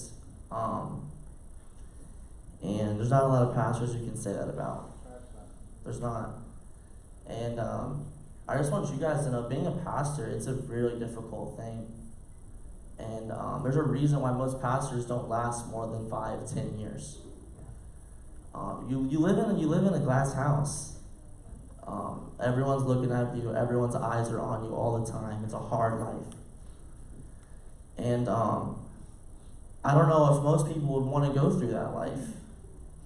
And I think in our day and age right now, we don't see a lot of guys that want to go into ministry for that reason. Because you're under constant criticism, always. Everyone has something to say about you. Everyone wants to talk behind your back. Not everyone, but a lot of people do in church. It's a hard place. But you guys have sacrificed 35 years of your life. And I was just thinking, why?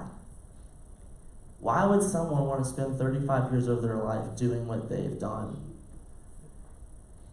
And it has to do with this right here. It's your heart. Like I said, there's things that we don't agree on. And we've had our arguments throughout the years.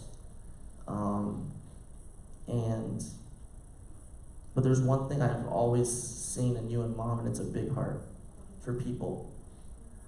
You really care about people, and I know that's where I got that from. It's from you and Mom. And Dad, I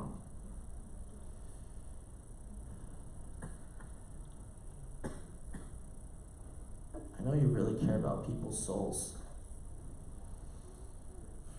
And I know you do because I do too. And I got that from you.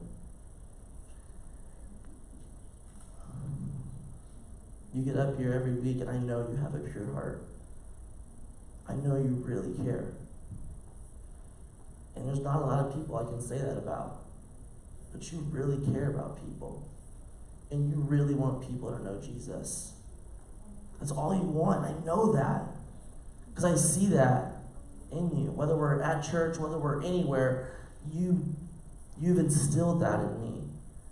Jesus changed your life and you want him to change other people's lives. Mom, you're the same way. Dad, I know you know this, but you could do nothing without Mom. You couldn't. Mom, you, wow.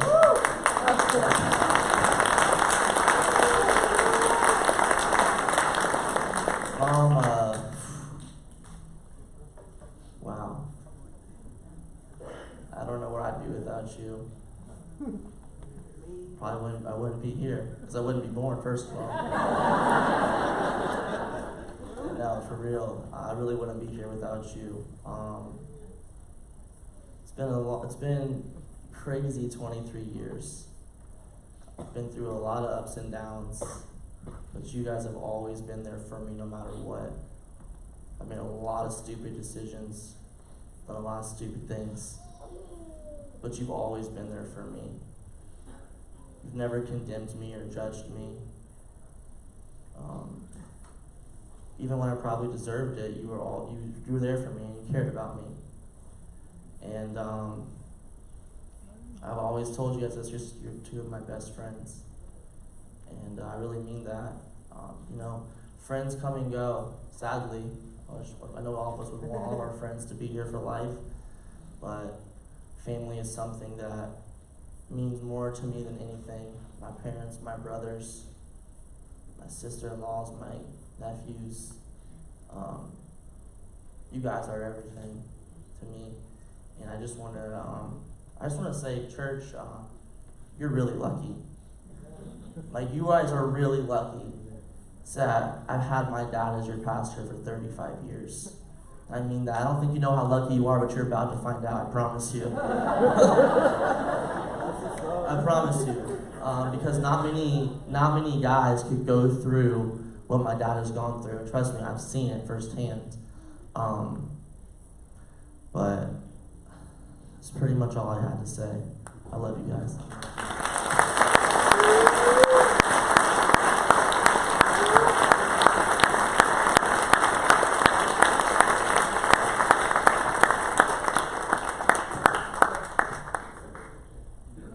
At this time, there's a video we put together of all of the family members.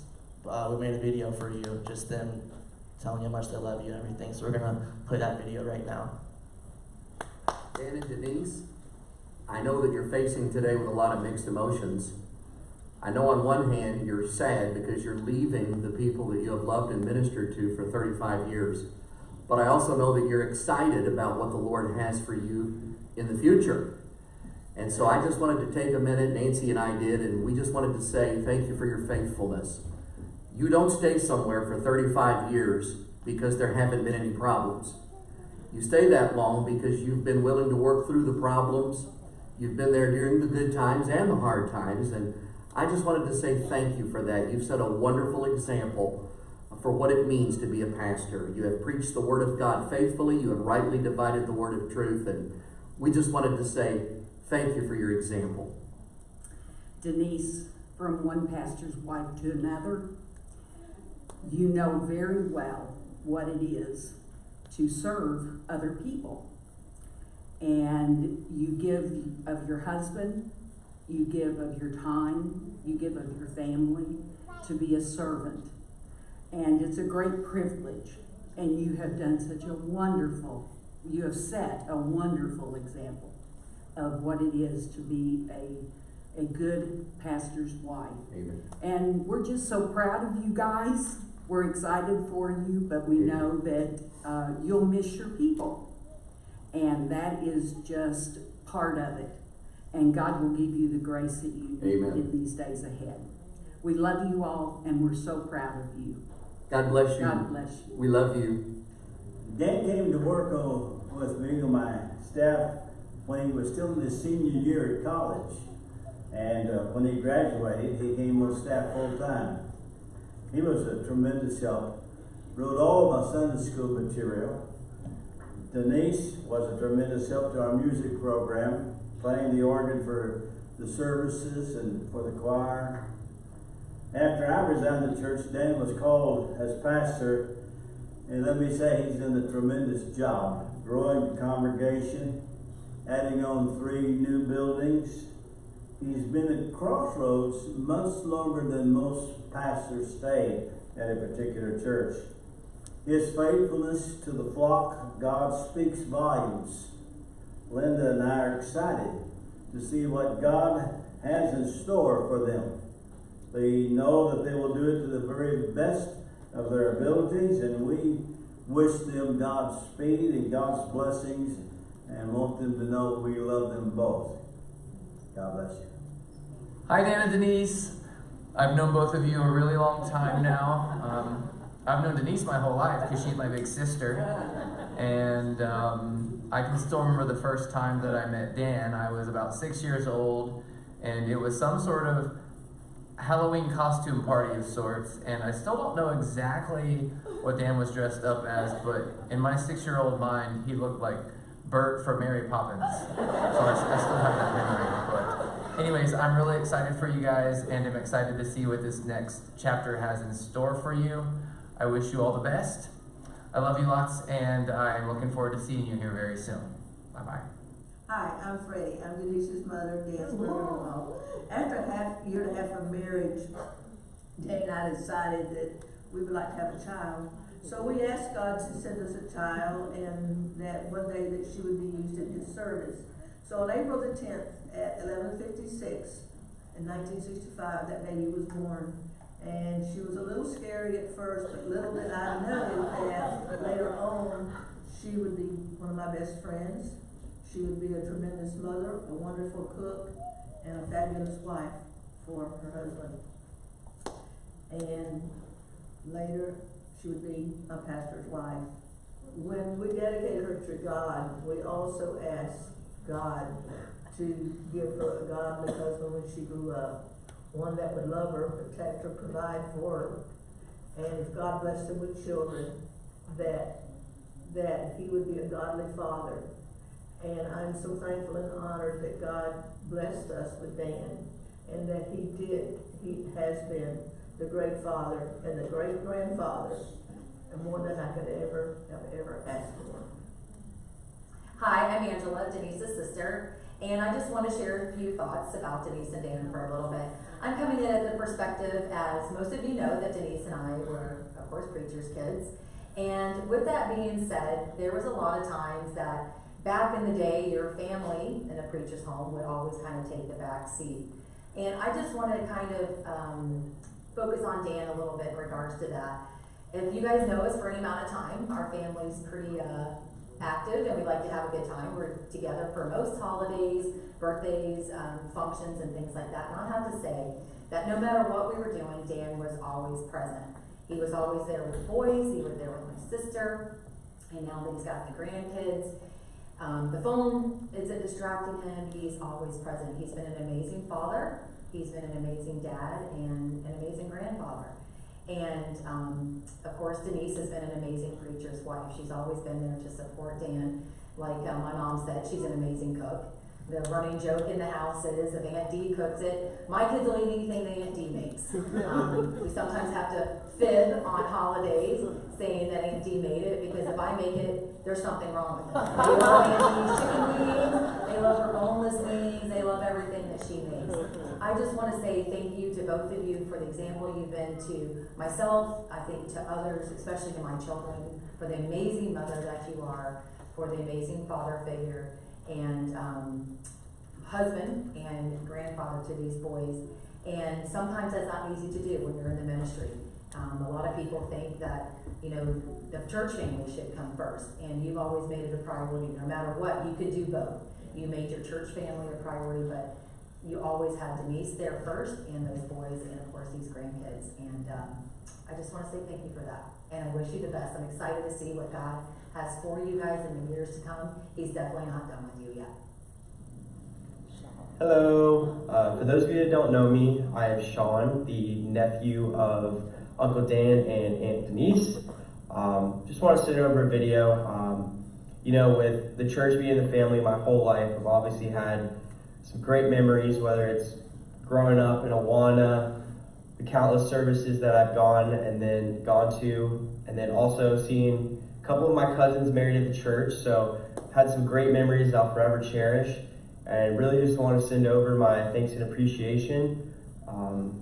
Thankful for everything that y'all have done my whole life. Always had open arms. Even when I was off to school, I knew that when I came back home, I had a safe place and a place to be around my family and friends. So very thankful for all that you've done for not only for us, but the congregation. So thank you. There's a lot that I could say about my Uncle Dan and Aunt Dee, but overall there's just a few things that I want to point out. My Uncle Dan is a true example of practice what you preach, no pun intended, but everything that he preaches is how he lives, and that's something that I've always admired. For the both of them, the times in my life where I didn't feel like I was worthy of prayer,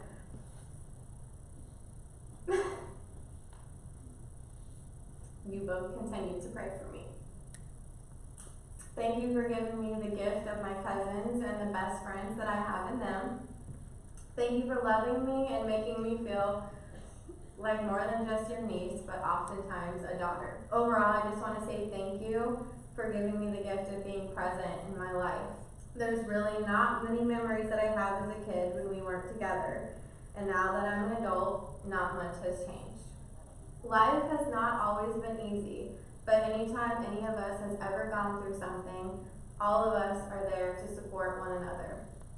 A lot of people are saying goodbye to you as their pastor today, but I'm so very thankful that I get to love you as my aunt and uncle forever. Congratulations. Congrats, Grandma Papa. Thank you for being a great Grandma Papa for me and my brother. I love you so much. Thanks for being a good Grandma and Papa. We like playing with you. We like going to places with you. You're a good Grandma and Papa. Congratulations.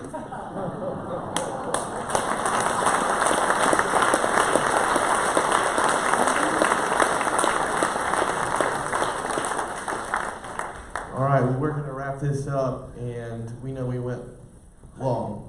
That's an understatement.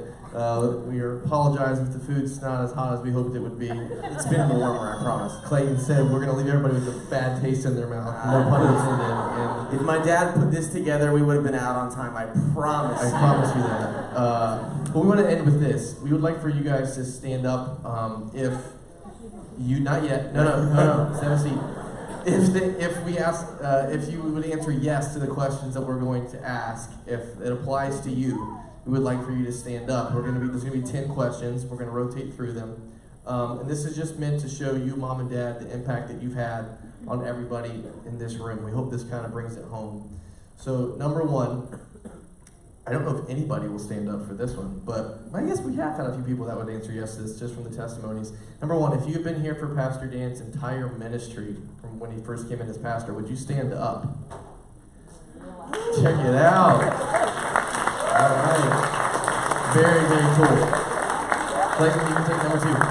Number two is, if Pastor Dan led you to Christ or is influential in you coming to Christ, stand up.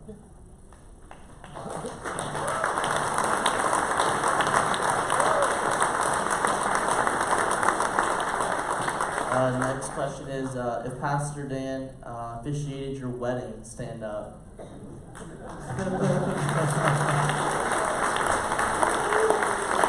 Awesome, thank you. Number four, if you were taught by Pastor Dan in our junior church or in our chapel in our Christian school, would you stand up?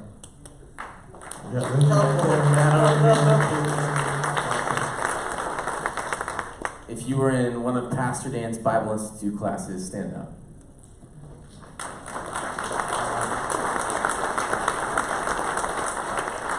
If Pastor Dan dedicated your child to the Lord, please stand up.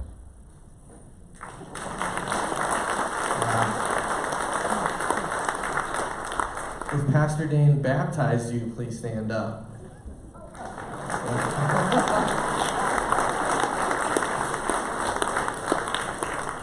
If you've joined the church, oh, I missed one. I'm sorry. If Pastor Dan has visited you or a family member in the hospital or at your home, please stand up. Wow.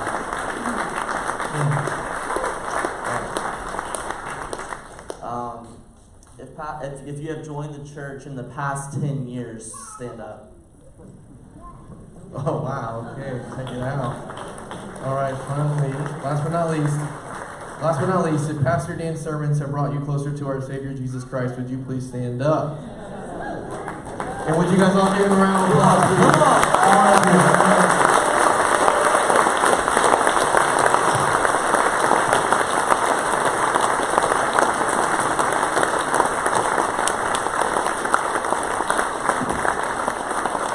I think we have something we give you guys as well. Like, do we have Yeah, we're going to have them share. Would you go to share something, Dan? Well, I just say, I know you guys are ready to go eat some baked ziti, so we're going to go to the gym and eat here in a second. But, you know, honestly, what really comes to my mind tonight is that I think the greatest, the greatest thing outside of Jesus is to have true friends in your life. And I am blessed with true friends that love me. And I want to thank you so much for that.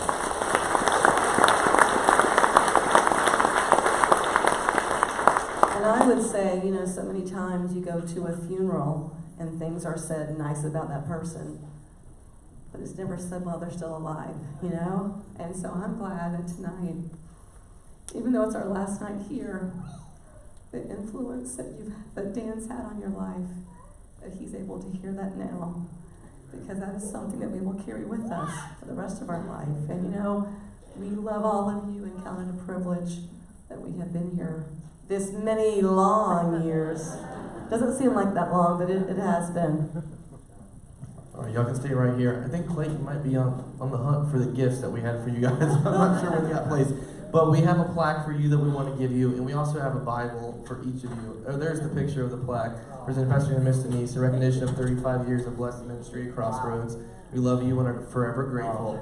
And then we have a Bible for each of you. Do we have pictures of that? Yeah, we do. And it says faithful for 35 years on both of them. Everyone who spoke today signed the inside of the Bible. Really? Oh, so, wow. So yeah, we want to give you that. Let's thank you guys. Thank you.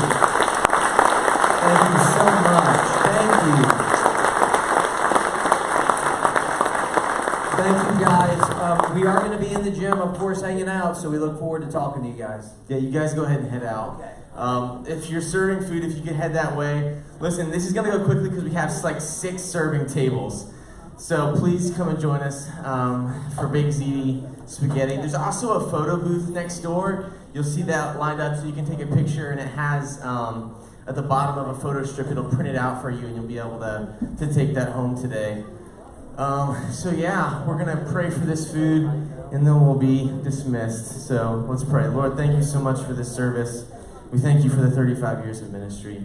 We just rejoice and we pray, continue to pray for this church, that you would lead it into the future. And we just thank you for my dad and my mom and the legacy that they leave.